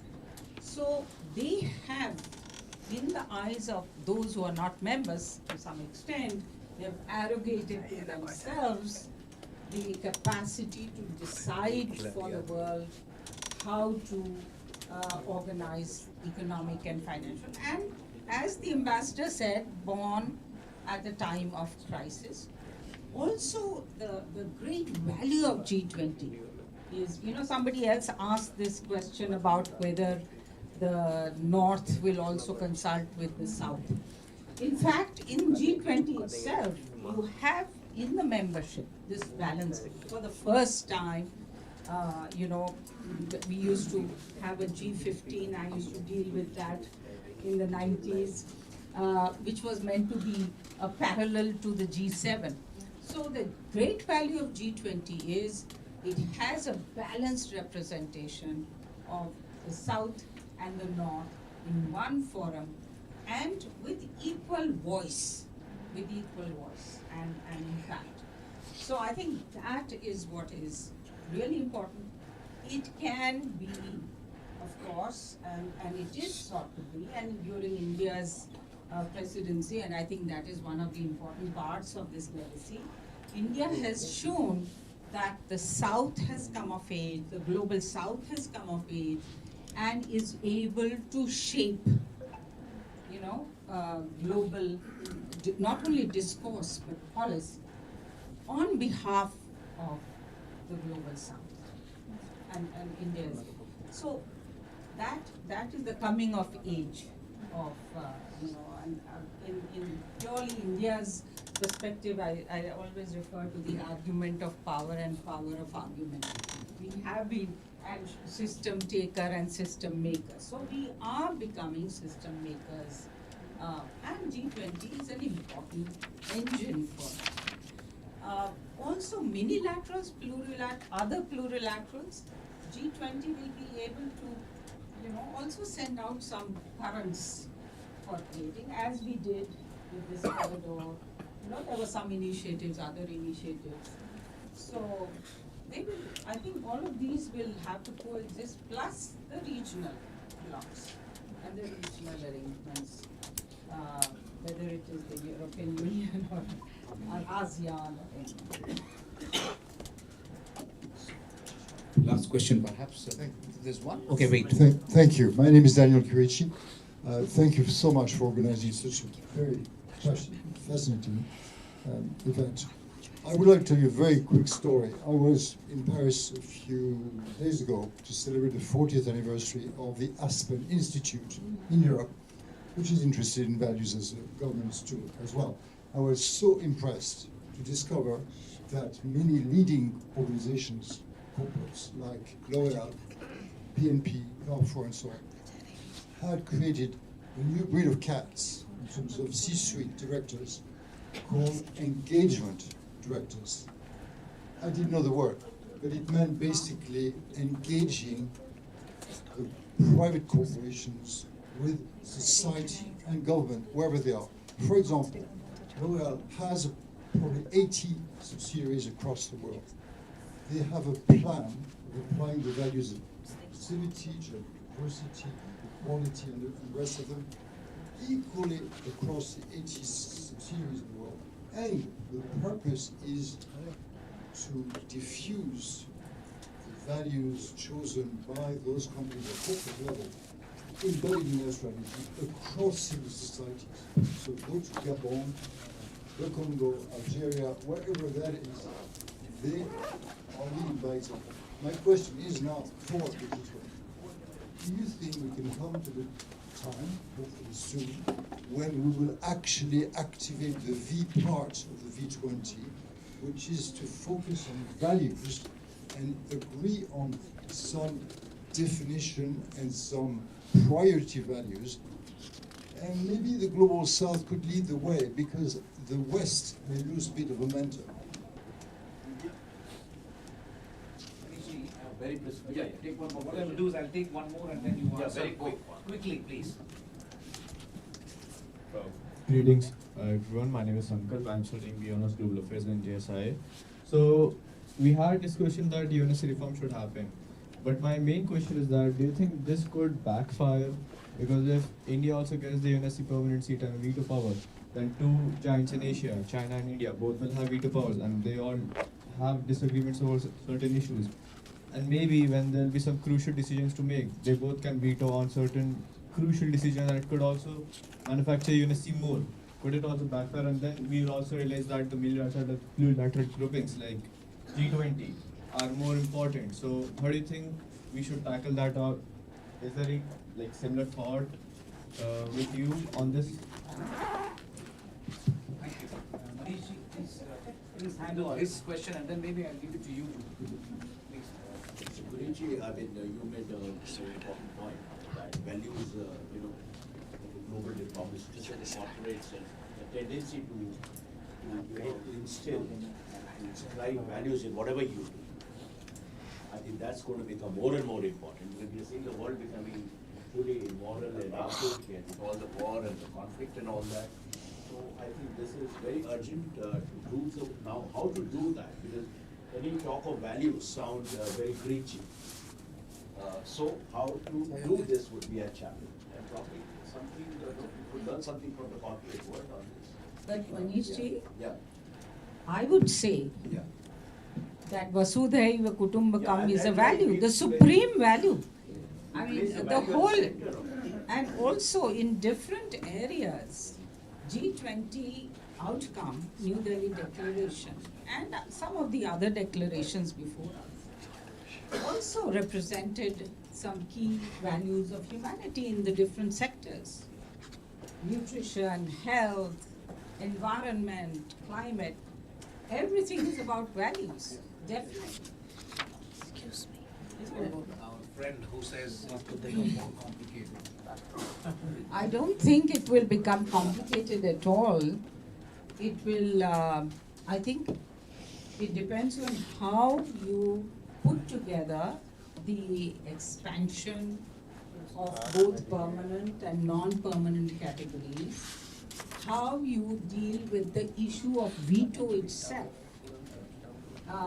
which is, which is a prerogative of the P5 right now, and which we are unwilling to yield or cede or do away with, and which is the cause, as you rightly point out, for the paralysis in case of most important conflicts and the ability of the highest and the only global body on peace and security to be able to do anything about conflict and prevention of conflict, peacemaking, peace building, everything else. So I think it will all depend on what package is evolved, but it's nothing to do with China and India. That is a, I would say, I would throw that out of the window. It's not about China and India cross-vetoing each other. I don't think that is going to be the issue. What is important is the representativeness of a body, the bringing into focus 1 point, in our case, 1.4 billion, and Africa another 1.4 billion, not being represented. And many of the conflicts are in Africa, and they have no representation there. So it is the question, values, it's a question of values, it's a question of what value you bring to being in that Security Council. Thank you. Please. Thank you so much to all our panelists. As we draw curtains on this insightful conference, it is with immense gratitude that I extend my heartfelt appreciation to each and everyone who contributed to the success of this conference and book launch. First of all, I would like to thank our Vice Chancellor, Sir Dr. C. Rajkumar, Professor Mohan Kumar, and Mr. Manish Chand for this particular event. I would like to extend my appreciation to all the panelists for their insightful conversation and remarks that they've made today. I'm sure all of us will engage with these thoughts and we will shape a better future together. Thank you so much, everyone. We have arranged for refreshment packages for all the people. Once again, thank you so much for coming.